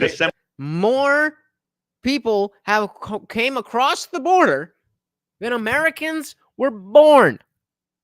They will go back and forth and up and down and left and right and tell you the great replacement. It's something about Jews and whites and white supremacy and this and that and that. Maybe to some people, sure. Is it not the stated goal of the Democratic Party? Oh, it is. And they're fucking hypocrites. Well, then I know where I stand. There's one candidate who's moving in the direction of, let's make this better. And the other guy literally is just there. And the people who are managing him are like, this is not going well. Let's keep making it not go well. I agree, Seabass. We are standing at ground zero. At least this election is going to be ground zero. What we can either build something or watch everything crumble away. Maybe that's a little dramatic, but I think that is all that we have. And so again, I mean, I wish there was more that we could do, but we just all have to do our part. So that's why every Monday, Wednesday, Friday, 8 p.m. Eastern, I will be here. I will be here showing you what I think is important for us to understand as we move forward. This landscape is changing very quickly. And I want to make sure that not only do I, but you guys are all on the same page of what is, we don't have to agree on everything. We can disagree, but as long as we agree on what is actually happening, we'll be able as a group to understand where we want things to go. Without that, we're just wandering around, the blind leading the blind. Let's give a big shout out to Garrett Grant for the 5 gifted memberships. Thank you so very, very much. We also had Unwanted Foe, the sponsor of the stream, with the $2 super chat and renewing that membership. Thank you so very, very much, guys. I really hope you enjoyed this. I know it is a little bit frustrating, if nothing else. It's going to be. It's not always going to be the most funny thing, the most enjoyable. It's not. I can't promise that. I could try to do that. I could try to just bring you whatever I think is going to get you engaged long enough and get me money and all that. But that's not what we do. I think this is important.